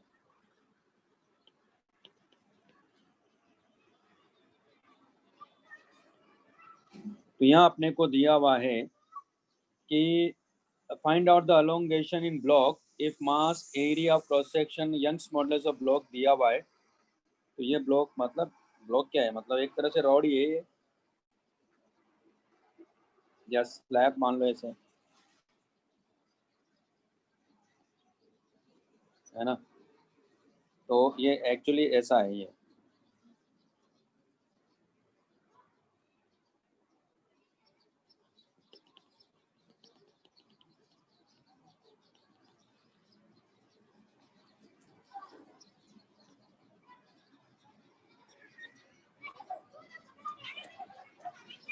और यहाँ फोर्स हम लोग एफ लगा रहे हैं। तो इसका एरिया, यानी ये वाला एरिया दिया हुआ है, इसका टोटल मास है ना। इसकी लेंथ एल मान लेता हूँ मैं। तो हमें कह रहा है कि find out the elongation in block if mass M या area mass area cross section and Young's modulus of block are दिया हुआ है। तो क्या करना है इसमें, यहाँ देखो ध्यान से, आप जाओगे तो हर पॉइंट का टेंशन के यहाँ देखो, यहाँ अलग अलग है, यानी जो रिस्टोरिंग फोर्स है वो अलग अलग है। तो पहले तो रिस्टोरिंग फोर्स निकालेंगे, क्योंकि एफ इसका रिस्टोरिंग फोर्स नहीं है। क्योंकि जब हम लोग एलोंगेशन की बात करेंगे, स्ट्रेस की बात करेंगे, तो रिस्टोरिंग फोर्स अपने को चाहिए। तो एफ यहाँ रिस्टोरिंग फोर्स नहीं है, वो अपने को निकालना है। इसका मास अगर एम दिया है तो इसका एक्सेलरेशन मान लेता हूँ कि ए, क्या लिखेंगे, F equal to M A लिखेंगे। मैं यहाँ से एक्स डिस्टेंस पे जा रहा हूँ, है ना। मैं यहाँ से एक्स डिस्टेंस पे जा रहा हूँ, तो यहाँ का टेंशन कितना वो निकाल लूंगा मैं। तो इसका एफ बना लो। तो ये वाला पार्ट है हमारे पास में, और ये वाला पार्ट मैंने अलग कर लिया। इस पर फोर्स एफ है। सीधी सी बात है कि ये ब्लॉक भी तो इधर जा रहा है, इसका मतलब यहाँ टेंशन इधर लगना चाहिए। तो according to Newton third law इसको इधर लगना चाहिए, है ना। और इसकी लेंथ कितना है, यहाँ एक्स है। तो इसी को देख लेते हैं, इसका भी तो एक्सेलरेशन ए ही है और इसका भी ए ही है। तो क्या लिखोगे आप यहाँ, F minus T equal to, इसको लिखोगे एम बाई एल, ये linear mass density into X, ये मास हो गया इसका, इंटू ए, और एम ए की वैल्यू वहाँ है। तो हमारे पास टी इक्वल टू आ गया F minus X by L into M A की वैल्यू एफ है। यानी ये रिस्टोरिंग फोर्स हुआ। क्लियर? इसका मतलब टी तो अलग अलग है, तो अब क्या करेंगे, एक्स पे जाके डीएक्स एलिमेंट लेंगे, एक्स पे जाके ही हम लोग डीएक्स एलिमेंट की बात करेंगे अब यहाँ। ठीक है, इस डीएक्स एलिमेंट के लिए पहले बात करेंगे, क्यों? क्योंकि डीएक्स में सब जगह टेंशन क्या होगा, यहाँ टी होगा, क्योंकि स्मॉल वेरिएशन के लिए कोई भी वेरिएबल क्वांटिटी को कांस्टेंट मान लेते हैं। तो यहाँ से डीएक्स के लिए टी क्या होगा, सब जगह सेम होगा। तो सब जगह जब टी सेम होता है तो उसका फॉर्मूला हमारे पास में है ना? तो क्या है फॉर्मूला, वो भी बताता हूं मैं, लिखो इसको।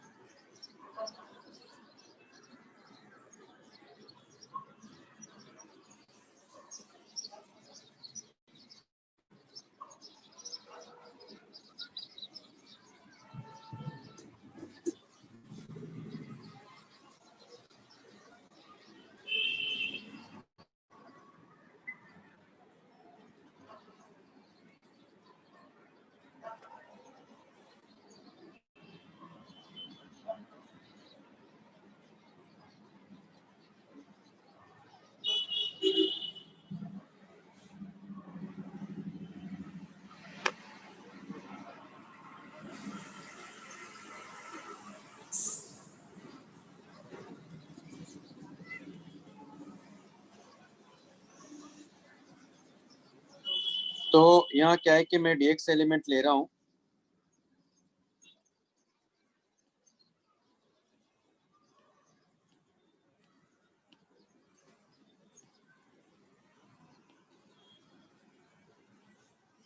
तो ये जो डीएक्स एलिमेंट है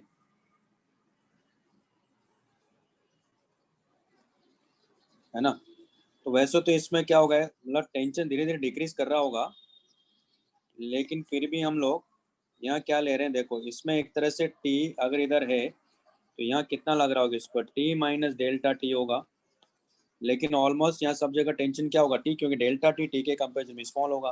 तो इस केस में हमारे पास कॉन्सेप्ट ये होता है कि जब सब जगह सेम होगा तो F by A divided by delta x को क्या मानेंगे हम लोग, यानी एक डेल्टा एक्स है, मतलब ये हुआ कि इसमें डीएल का इंक्रीमेंट है और ये डेल्टा एक्स है, यानी डेल्टा एक्स में डीएल का इंक्रीमेंट है, और इसमें फोर्स कितना है हमारे पास में, तो टी बाई ए और डीएल बाई डी एक्स ले लेता हूँ मैं इसको।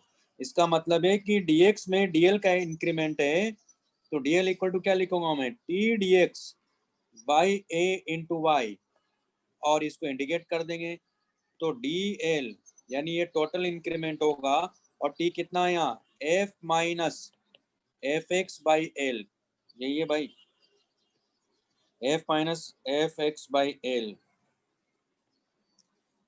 इंटू डी एक्स, और 0 two L divide by A into Y. तो हमारे पास हो गया एल इक्वल टू एफ को बाहर ले लेंगे, तो ये हो जाएगा दरअसल डी एक्स, ये हो गया ए, वाई को भी बाहर ले लेंगे तो 0 two L minus X by L D X 0 two L, तो ये आ जाएगा F by A Y, L minus ये होगा L by L square by 12, यानी एल बाई 2, तो अल्टीमेटली कितना हो गया, यानी F L by 2 A Y, यानी नेट इंक्रीमेंट ये हुआ। अब इसमें एनर्जी कैसे निकालेंगे वो भी बताता हूँ मैं आपको। तो बात समझ में आई, यानी इसका मतलब है कि ये फॉर्मूला तभी लगाना है जब सब जगह टेंशन क्या होना चाहिए, रिस्टोरिंग फोर्स क्या होना चाहिए, सेम होना चाहिए। आ रही बात समझ में? तो इसलिए मैंने डीएक्स एलिमेंट लिया, तो वहां सब जगह टी क्या है, सेम है, तब मैं ये फॉर्मूला लगाऊंगा। आप वेरिएबल के लिए नहीं लगा सकते हो। ठीक है, लिख लो इसको। हाँ सर। मतलब वेरिएबल के लिए लगाएंगे लेकिन स्मॉल एलिमेंट लेकर।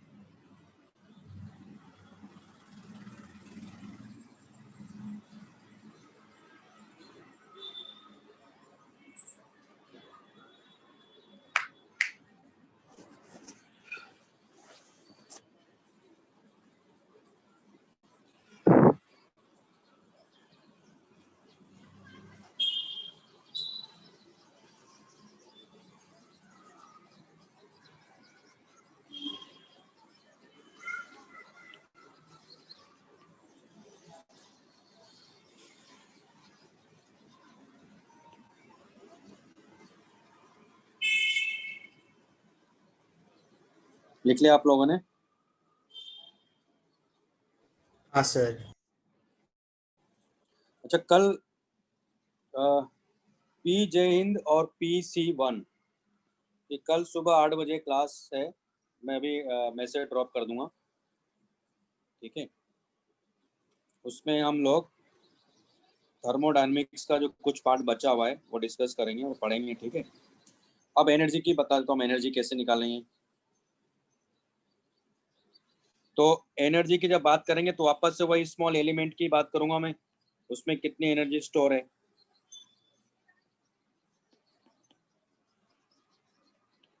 तो यहाँ T है और इधर T माइनस डेल्टा T है। तो हमारे पास कॉन्सेप्ट है U, यानी DU स्मॉल की बात कर रहे हैं, या यू ही रहने दे तो कोई फर्क नहीं हो। तो वैसे भी इस वाले दूसरे वाले को इंडिकेट कर लेंगे। तो क्या लिखेंगे, half stress into strain into volume. तो ऐसा करते हैं, हमें मालूम है यंग्स मॉडुलस इक्वल टू क्या है, स्ट्रेस अपॉन स्ट्रेन। तो स्ट्रेन को मैं ऐसा करता हूँ, ये लिख देता हूँ, स्ट्रेन इक्वल टू क्या हो जाएगा, स्ट्रेस अपॉन वाई। रख दो फॉर्मूले में, कितना हो जाएगा, यानी हाफ, ये हो जाएगा स्ट्रेस का whole square by Y into volume. तो वॉल्यूम किसका, क्योंकि इसमें इंक्रीमेंट भी हमने पहले इसी की बात करें, क्योंकि सब जगह टेंशन इसी में सेम है। तो हम लोग लिखेंगे यहाँ हाफ, यानी T बाई A का whole square into 1 by Y into volume क्या लिखेंगे, A इंटू डेल्टा एक्स, क्योंकि इसी की बात कर रहे हैं ना हम लोग। अब इसको इंडिकेट कर देंगे, तो 0 टू L के लिए, और T मुझे पता ही है, F minus F by L into X. ये मेरा आंसर आ जाएगा। यहाँ से लिख लो, इसको भी सॉल्व कर देता हूँ इसको।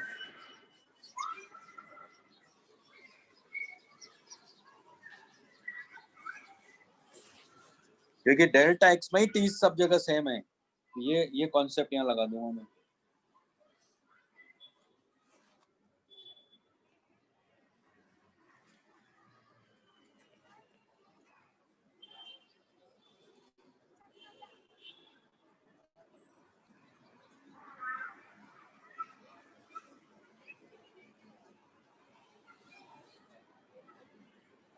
और अगर किसी को कल की सुबह की क्लास में प्रॉब्लम है तो मुझे बता जरूर दीजिएगा, लेकिन ये नहीं कि क्लास अटेंड नहीं कर रहे हैं,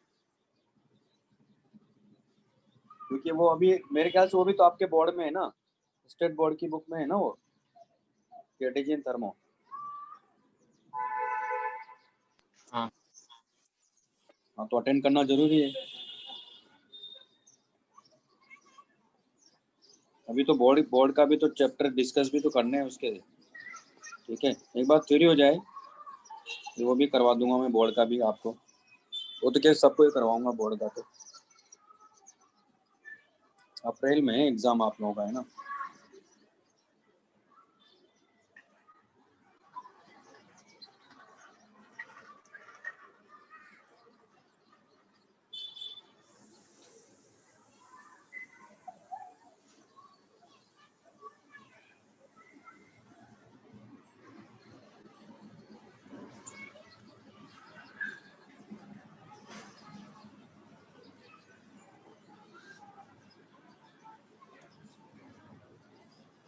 सर 8 से लेके कितने बजे तक क्लास रहेगी? 10 बजे तक, मतलब 10 बजे क्या, मतलब जैसे ही कंप्लीट होगा, थोड़ा सा है तो बचा है ना, मैंने आपको एडियाबेटिक प्रोसेस पढ़ा दिया था ना। हाँ सर। बस तो फिर साइक्लिक प्रोसेस बचा है और फ्री एक्सपेंशन बचा है, बस। और एक मेरे ख्याल से वो बचा है, मीन फ्री पाथ वाला पार्ट एक बचा है, और कुछ क्वेश्चन करवाने हैं मुझे, तो हो जाएगा 2 घंटे में। ठीक अच्छा, है एक सर। पॉलीट्रोपिक प्रोसेस भी बचा है, वो भी हो जाएगा, वैसे 2 घंटे में हो जाएगा।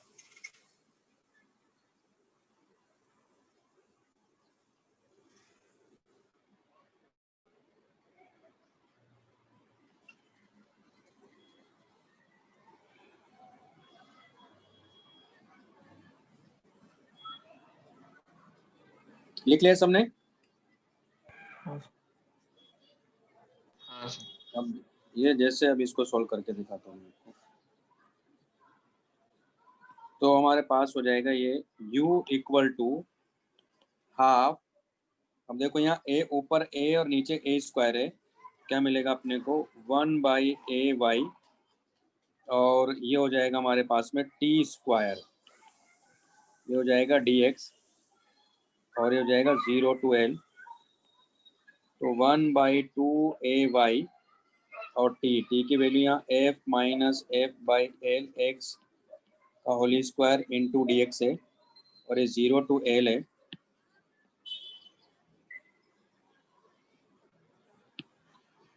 तो u इक्वल टू हो जाएगा हमारे पास में एफ स्क्वायर को बाहर लेंगे तो 2ay, और अंदर इसको एक्सपेंड कर लेते हैं तो 1 plus x square by L square minus 2x/l, ये dx है ना। तो आप देखो इसको इंडिकेट करेंगे तो क्या मिलेगा, एफ स्क्वायर बाई 2ay, तो मिलेगा x plus x³/3l minus 2x square by 2l, ये 0 to l है। अब इंटीग्रेशन में तो मुझे लगता है किसी को दिक्कत होगी, है ना, क्योंकि सबसे बड़ी दिक्कत तो यही थी एक फिजिक्स में, तो इंटीग्रेशन नहीं आता हमें, अब वो दिक्कत भी खत्म हो गई। तो f²/2ay हो जाएगा l प्लस l³/3l, कुछ गड़बड़ हुआ है मेरे ख्याल से, एल स्क्वायर है ना, माइनस 2 से तो 2 चला गया, तो यहाँ क्या रह जाएगा l, तो अल्टीमेटली हमारे पास में आ गया f²l/2ay, यानी 2ay नहीं 6 आएगा है। तो ये आंसर है, इतनी एनर्जी इसमें स्टोर होगी। तो इस तरह के क्वेश्चन अभी ना तो मेंस में आए ना एडवांस में आए, ठीक है।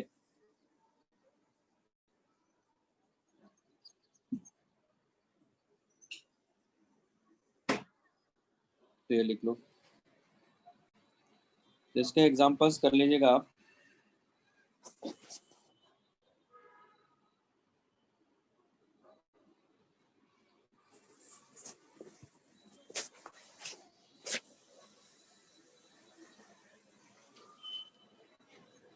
जितना भी है सारा कॉन्सेप्ट पढ़ा दिया मैंने अब। ये जैसे रोटेट कर रहा है वो भी इसी कॉन्सेप्ट पे बेस्ड है, जो भी बताया। इसमें एलोंगेशन पूछा, उसमें एनर्जी भी निकाल सकते हैं, एग्जांपल 4 जैसे दिया हुआ है ना। तो अब आप तो ये सारे क्वेश्चन आपको वहाँ भी मिल जाएंगे डीपीपी में। डीपीपी में काफ़ी अच्छे अच्छे क्वेश्चन बना डाल रखे इन्होंने, तो सारा अच्छे से रिवीजन हो जाएगा आपका। ये तो सब पढ़ा दिया मैंने, ठीक है। इलास्टिसिटी तो हो गया हमारा। नेक्स्ट अब हमारे पास में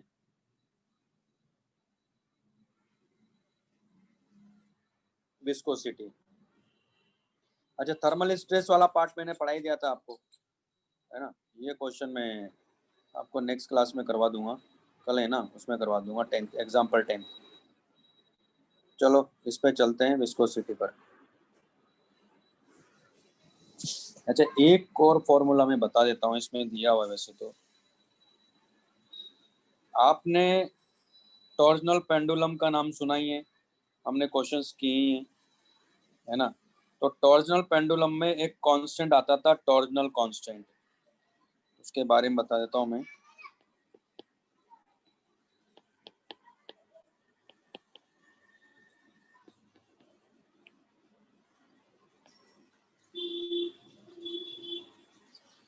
तो होता क्या था उसमें, ये सीलिंग है और ये वायर होता था। इस वायर को मैं थोड़ा थिक ले लेता हूँ और यहाँ हम लोग डिस्क या स्फीयर लगाते थे और इसके ऑसिलेशन की बात करते थे हम लोग। ये वायर है। इस वायर का जो सी होता था उसके बारे में हमारे पास कोई इंफॉर्मेशन नहीं थी, बस हम बोलते थे कि कांस्टेंट है, लेकिन एक्चुअली ये वैल्यू होती है पाई ईटा r⁴ बाई 2l, जहाँ r क्या है, r इस वायर की रेडियस है। इसको थोड़ा थिक बना लेता हूँ मैं। इस वायर की लेंथ l है, इसकी जो रेडियस है ना, ये रेडियस r है, और ईटा क्या है, ये मॉड्यूलस ऑफ रिजिडिटी है।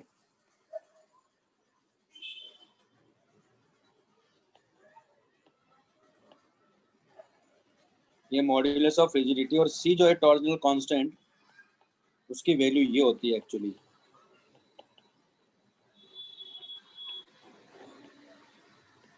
और मालूम है, इसको हम लोग डेराइव कर सकते हैं, बस है कि π/2 अपने को नहीं मिलेगा, लेकिन ईटा r⁴ बाई l ये हमें डायमेंशनल एनालिसिस से मिल जाएगा। ये फॉर्मूला बताएंगे आपको कैसे, है ना।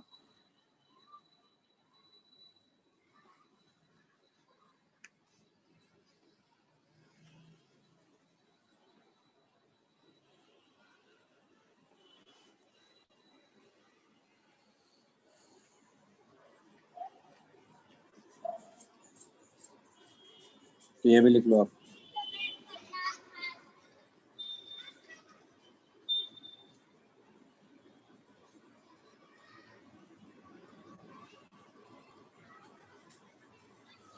तो इसको अगर मान लो जैसे आपने थीटा रोटेट कराया, मान लो ये ऐसे था, ये हमारे पास एक्स एक्सिस है, मान लो ये वाई एक्सिस है, और अगर इसको मान लो हमने ऐसे रोटेट कराया तो ये हमारे पास एक्स डैश हो गया, तो ये हमारे पास वाई डैश आ गया, यानी हमने इसको कितना रोटेट कराया, मान लो थीटा रोटेट कराया।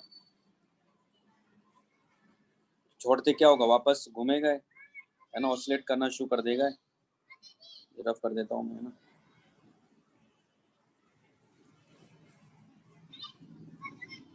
तो यहाँ हमारे पास टॉर्क क्या मिलेगा, रिस्टोरिंग टॉर्क बोलते हैं इसको, c इंटू थीटा बोलेगा। इसको क्या बोलते हैं, रिस्टोरिंग टॉर्क। ये मूविंग कोयल गैल्वेनोमीटर में भी बताया था, वहाँ भी बात हुई थी हमारी ये। तो ये c इंटू थीटा, यानी ये क्या हो गया, रिस्टोरिंग टॉर्क। अब अगर मान लो हमने थीटा तक इसको रोटेट कराया तो रिस्टोरिंग यानी एनर्जी क्या हो जाएगी फिर हमारे पास में। तो एनर्जी हम लोग लिखते हैं इस तरह से, यानी टाउ डी थीटा रोटेशन के हिसाब से। तो ये एनर्जी स्टोर होगी। इसको मान लो थीटा से थीटा नॉट रोटेट कराया तो हमारे पास ये आ जाएगा सी थीटा डी थीटा, 0 से थीटा नॉट, यानी यहाँ जो एनर्जी स्टोर होगी इसमें यू, वो हो जाएगी हाफ सी थीटा नॉट का होल स्क्वायर। तो ये एनर्जी स्टोर होगी, यानी थीटा नॉट क्या, एक तरह से इसका ये एंगुलर डिस्प्लेसमेंट है, किसका, डिस्क का, या कोई भी इस डिस्क की जगह स्फीयर हो सकता है। अच्छा, ये क्वेश्चन आया हुआ है, ऐसा नहीं है, उसने रॉड ले लिया था कौन से, है ना, तो इसलिए ये फॉर्मूला याद रखिएगा। ये मेंस में आया हुआ क्वेश्चन है, वैसे तो शीट में मिल जाएगा आपको ये, ठीक है, तो वहाँ यूज़ कर लेंगे, इसको आ जाएगा। बताऊंगा मैं आपको कैसे करेंगे, क्वेश्चन आया हुआ है। ये मतलब ये एनर्जी स्टोर हो जाएगी, वो जो वापस अपने इक्विलिब्रियम पर आएगा तो ये एनर्जी किस में कन्वर्ट हो जाएगी, काइनेटिक एनर्जी में कन्वर्ट हो जाएगी। ऐसा क्वेश्चन है वो।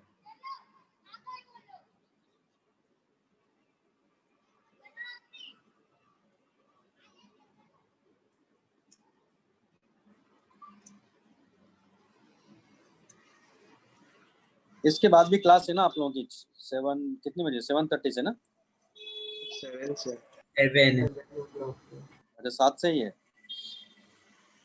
7 से तो भाई फिर ऐसा करते हैं, कल ही करते हैं फिर विस्कोसिटी, तो क्योंकि इसमें तो थोड़ा टाइम लगेगा। इसमें हम लोग एक तो न्यूटन्स फॉर्मूला के बारे में बात करेंगे और एक स्टोक्स लॉ के बारे में बात करेंगे। बस दो फॉर्मूले हैं, दोनों ही काम के हैं। स्टोक्स लॉ से भी मेंस में एडवांस में क्वेश्चन आते ही रहते हैं, तो कल ही करते हैं फिर। मैं याद तो कराऊं फिर मैं, चलो कोशिश करता हूँ जितना हो जाता है। विस्कोसिटी,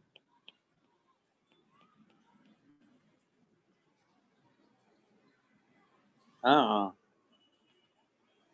फॉर्मूला बेस्ड ही है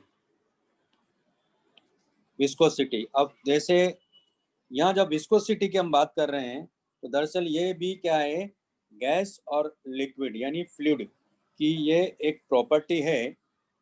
तो जब भी फ्लूइड फ्लो करेगा या गैसेस मान लो फ्लो करेगी, तो उनकी जो लेयर्स हैं वो आपस में क्या करती हैं, फोर्स एक्सर्ट करना शुरू कर देती है। यानी उनकी रिलेटिव मोशन को एक फोर्स क्या करता है, वो अपोज करना शुरू कर देता है, जिसको हम बोलते हैं विस्कस फोर्स।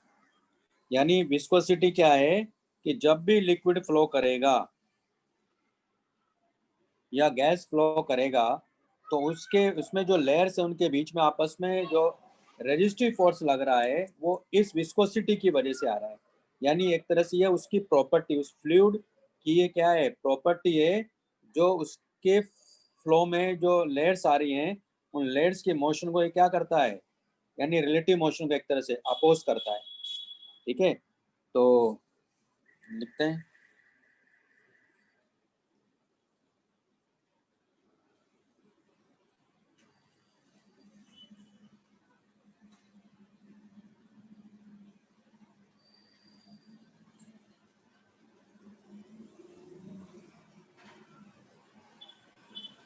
तो लिखिए,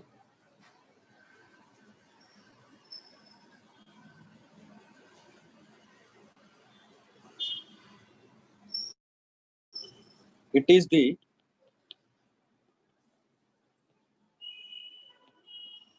property of a fluid due to which the relative motion of the fluid, relative motion of layers of fluid, it is property of fluid due to which the relative motion of layers of fluid is opposed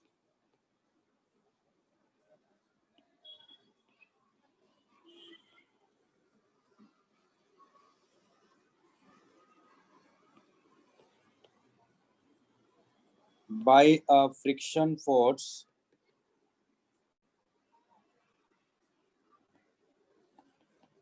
that is called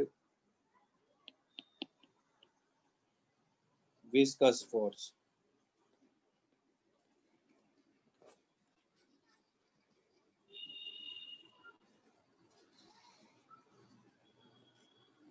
ठीक, तो जैसे एक simple सा example लेता हूं मैं। मान लो एक रिवर है और रिवर का बॉटम मोस्ट पॉइंट है, यानी इसका बॉटम है मान लो, ठीक है, और इसमें फ्लूइड जो है फ्लो कर रहा है। तो ये ऐसे लेयर्स में बना रहा हूँ, ऐसे डिस्क्रीट नहीं होती, कंटिन्यूटी में ही लेयर्स होती हैं, लेकिन समझने के लिए ऐसे लेयर्स इसमें बन रही है।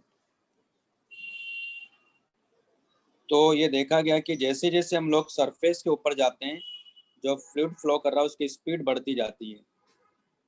यानी अगर मैं यहाँ, यानी ये भी देखा गया कि जो बॉटम मोस्ट पॉइंट है, यहाँ फ्लूइड पार्टिकल क्या होंगे, रेस्ट पर होते हैं, यानी ये लेयर यहाँ रेस्ट पर पड़ी रहती है। धीरे धीरे जैसे ऊपर जाते हैं स्पीड क्या करती है, फ्लूइड की बढ़ती जाती है, यानी इस तरह से।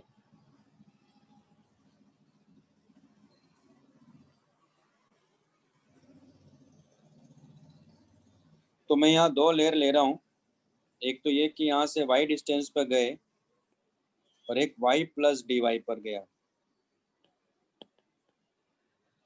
तो दो लेयर मैंने यहाँ लिया है, यानी ये लेयर्स इस तरह से है। तो इसकी जो स्पीड है ये ले लिया मैंने v प्लस dv, यानी इसकी जो स्पीड है वो v प्लस dv और नीचे वाली की जो है वो v स्पीड है।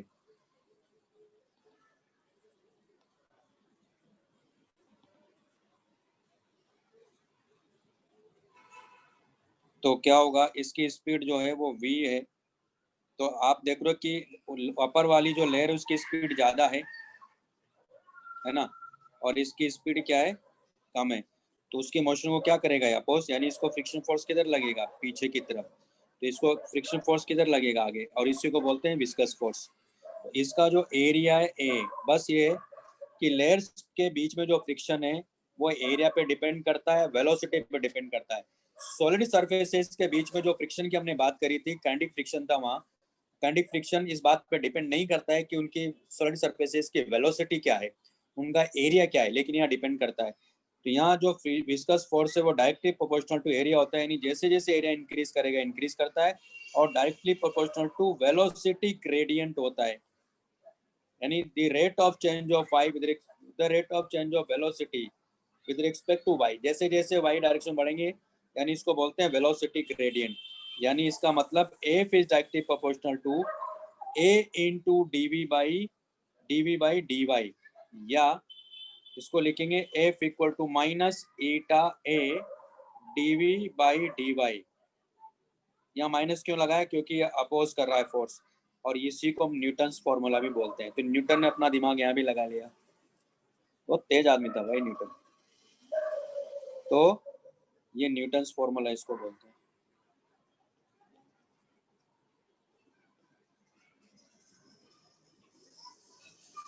जहाँ ईटा क्या है, ईटा मॉड्यूलस ऑफ रिजिडिटी नहीं है, यहाँ ये वो नहीं है, ये कोएफिशिएंट ऑफ विस्कोसिटी है। ठीक है, लिख लो।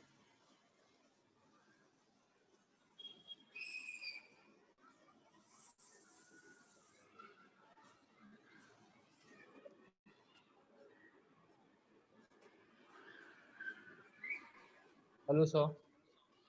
हाँ बोलिए। करो ना, मेरा कनेक्शन लॉस्ट हो गया था। हाँ मेरा कनेक्शन लॉस्ट हो गया था, लास्ट पार्ट रिपीट करो ना। हाँ हाँ, मैं ये कह रहा हूँ यहाँ कि मैंने यहाँ 2 लेयर लिया, क्योंकि मान लो एक रिवर है और रिवर में वाटर फ्लो कर रहा है, तो जो बॉटम में जो पॉइंट है वो तो रेस्ट पर ही है। ठीक है, मैंने क्या किया, वाई पे जाके एक लेयर लिया, ये इसकी वेलोसिटी क्या है, v है, और y प्लस डी वाई पे जाके दूसरी लेयर लिया जिसकी वेलोसिटी क्या है, v प्लस डी वी है, उसको मैंने यहाँ अलग से बना लिया। यहाँ स्मॉल पार्ट लेके यहाँ अलग से बना लिया। तो ऊपर वाली लेयर की वेलोसिटी क्या है, v प्लस डी वी है, नीचे वाली लेयर की वेलोसिटी v है। तो इसका मतलब ऊपर वाली लेयर की वेलोसिटी ज़्यादा है तो उसकी रिलेटिव मोशन को अपोज करेगा फ्रिक्शन, तो उसको फ्रिक्शन किधर लगेगा, पीछे। तो नीचे वाली लेयर को फ्रिक्शन किधर लगेगा, आगे। तो मैं ये कह रहा हूँ कि ये जो फ्रिक्शन है, जो विस्कस फोर्स है, वो किसके प्रोपोर्शनल है, एरिया के, यानी जो लेयर का सरफेस एरिया है उसके, और वेलोसिटी ग्रेडियंट के, यानी वाई डायरेक्शन में हम जैसे जैसे जाते जा रहे हैं इसकी वेलोसिटी क्या और चेंज होती जा रही है, यानी dv/dy, इसको बोलते हैं वेलोसिटी ग्रेडियंट। तो उसके यह प्रोपोर्शनल होता है। ठीक है, दोनों को कंबाइन करेंगे तो ये हो जाएगा। फिर यहाँ प्रोपोर्शनलिटी कांस्टेंट क्या है, माइनस ईटा a dv/dy। ईटा यहाँ क्या है, कोएफिशिएंट ऑफ विस्कोसिटी है, मॉड्यूलस ऑफ रिजिडिटी नहीं है। ठीक है, तो इसको हम बोलते हैं न्यूटन्स फॉर्मूला।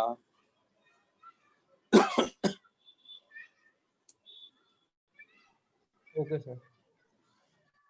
ओके,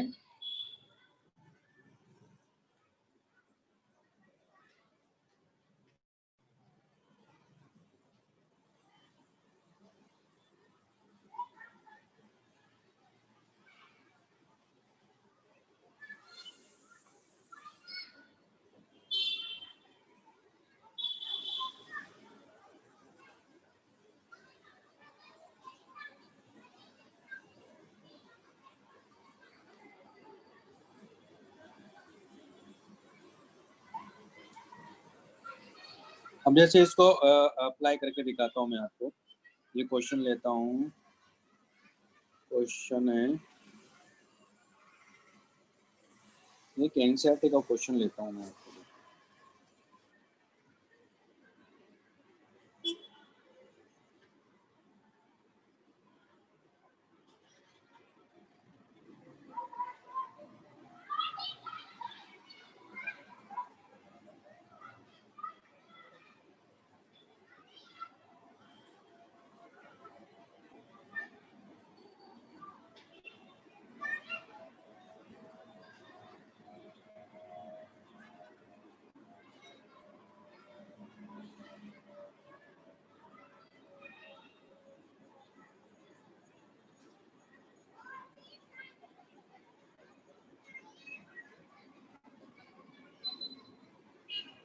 एनसीईआरटी का एक क्वेश्चन है, लिख भी देता हूँ।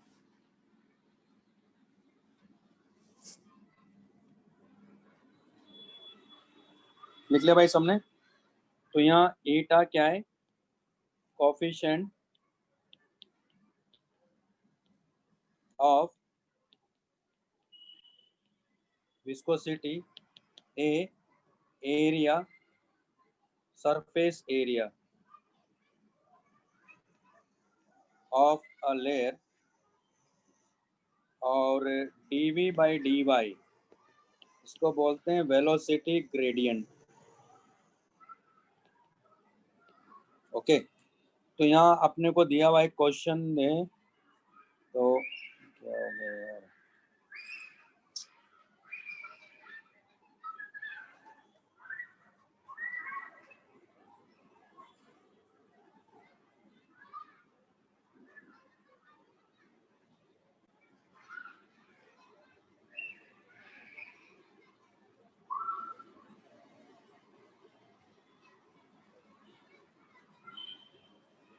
एक एग्जांपल है, देखो ये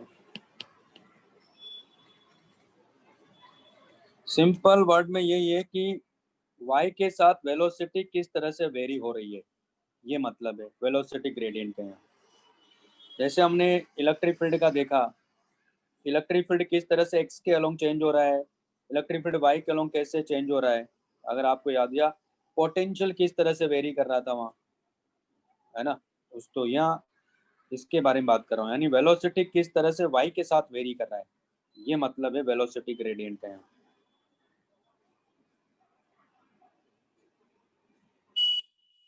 देखो क्वेश्चन क्या है, a metal block of area 0.10 meter square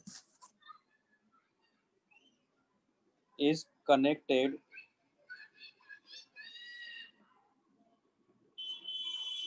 to a 0.01 kg mass via a string that passes over an ideal pulley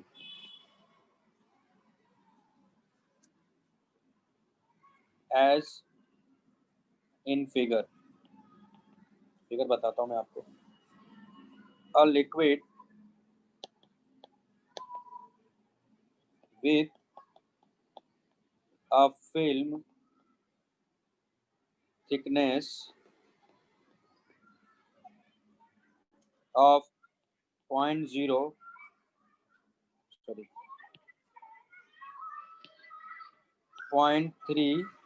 mm is placed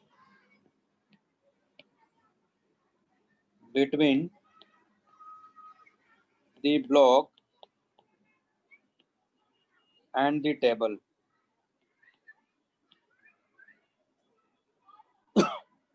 When released, the block, लिखते जाइए आप लोग, moves to the right with constant speed.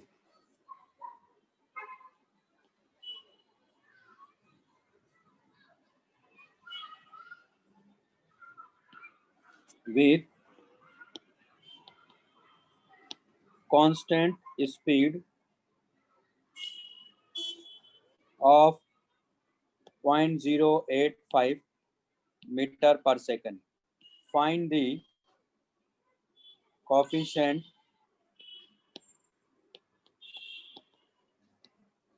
of viscosity of the liquid. ठीक है, question क्या है, question बता देता हूं मैं आपको।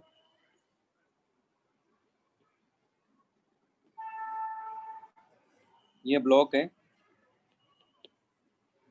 और ये पुली है और एक यहाँ ये मास अटैच है, ठीक है। अब यहाँ फिल्म कहाँ है दरअसल? फिल्म यहाँ है। अब इसको मैग्नीफाई करके दिखाता हूँ। तो यहाँ फिल्म है, इसका मास अपने को 0.01 kg दिया है, इसको मैं स्मॉल m मान लेता हूँ, ठीक है। तो ये जो कॉन्सेप्ट हमने जो फॉर्मूला सीखा वो इसमें अप्लाई करके दिखाता हूँ मैं। तो काफ़ी पतली लहर है ना। वैसे तो वेलोसिटी जरूरी नहीं कि लीनियरली वेरी करे, लेकिन जब काफ़ी पतली सी लहर अगर है, काफ़ी थिन लेयर अगर होती है, तो आप इसमें लीनियरली इसको इंक्रीज करता हुआ मान सकते हो। मतलब कैसे? ये लिख लिया भाई नीचे का, ये फिगर ये वाला लिख लिया ना। हाँ सर।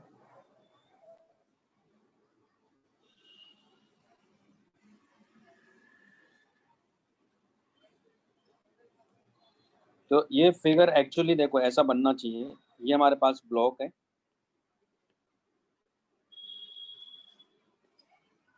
तो ये ले रहे हैं।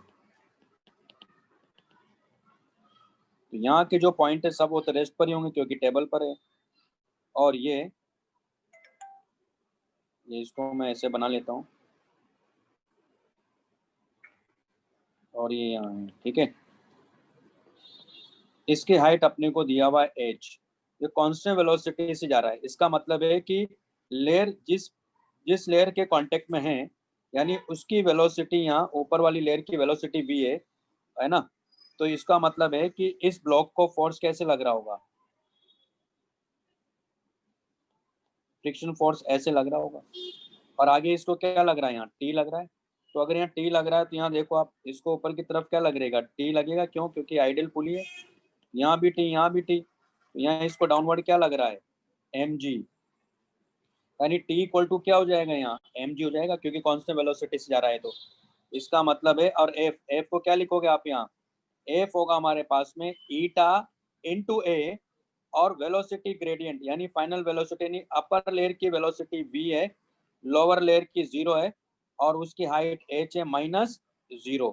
यानी मैंने क्या किया यहाँ, D V by D Y, तो मैंने लिखा v -0 बाई h -0, है ना। और इसको किसके इक्वल कर दो? इसको सीधा इक्वल कर दो mg के, तो आपको आंसर आ जाएगा। सॉल्व करेगा तो आपको यहाँ जो ये वैल्यू मिलेगी ईटा की, क्योंकि बाकी सब दिया हुआ है। यहाँ एक किसका एरिया दिया हुआ है? ये जो सरफेस है यहाँ, है ना, उसका एरिया, नीचे वाले सरफेस का एरिया दिया हुआ है। यहाँ कैलकुलेट करोगे तो 3.45 इंटू 10⁻³ पास्कल सेकंड, तो ये इसका वैल्यू आ जाएगा। यानी जो फिल्म वाल है, ये जो फिल्म हम लोग देख रहे हैं, इस फिल्म का कोएफिशिएंट ऑफ विस्कोसिटी ये दिया हुआ है, ठीक है। लिख लो इसको। आज इतना ही करेंगे बस। इसमें एक छोटा सा पॉइंट रह गया, आप हो गए अभी, स्टॉक स्लो बच गया। और वेरिएबल वाला ही बताऊंगा मैं आपको, वेरिएबल अगर हुआ तो कैसे करना है। कॉन्सेप्ट यही है। वेरिएबल तो स्मॉल थिकनेस था, जब थिन लेयर होती है तब आप ये डायरेक्ट यूज कर सकते हो, v -0 बाई h -0।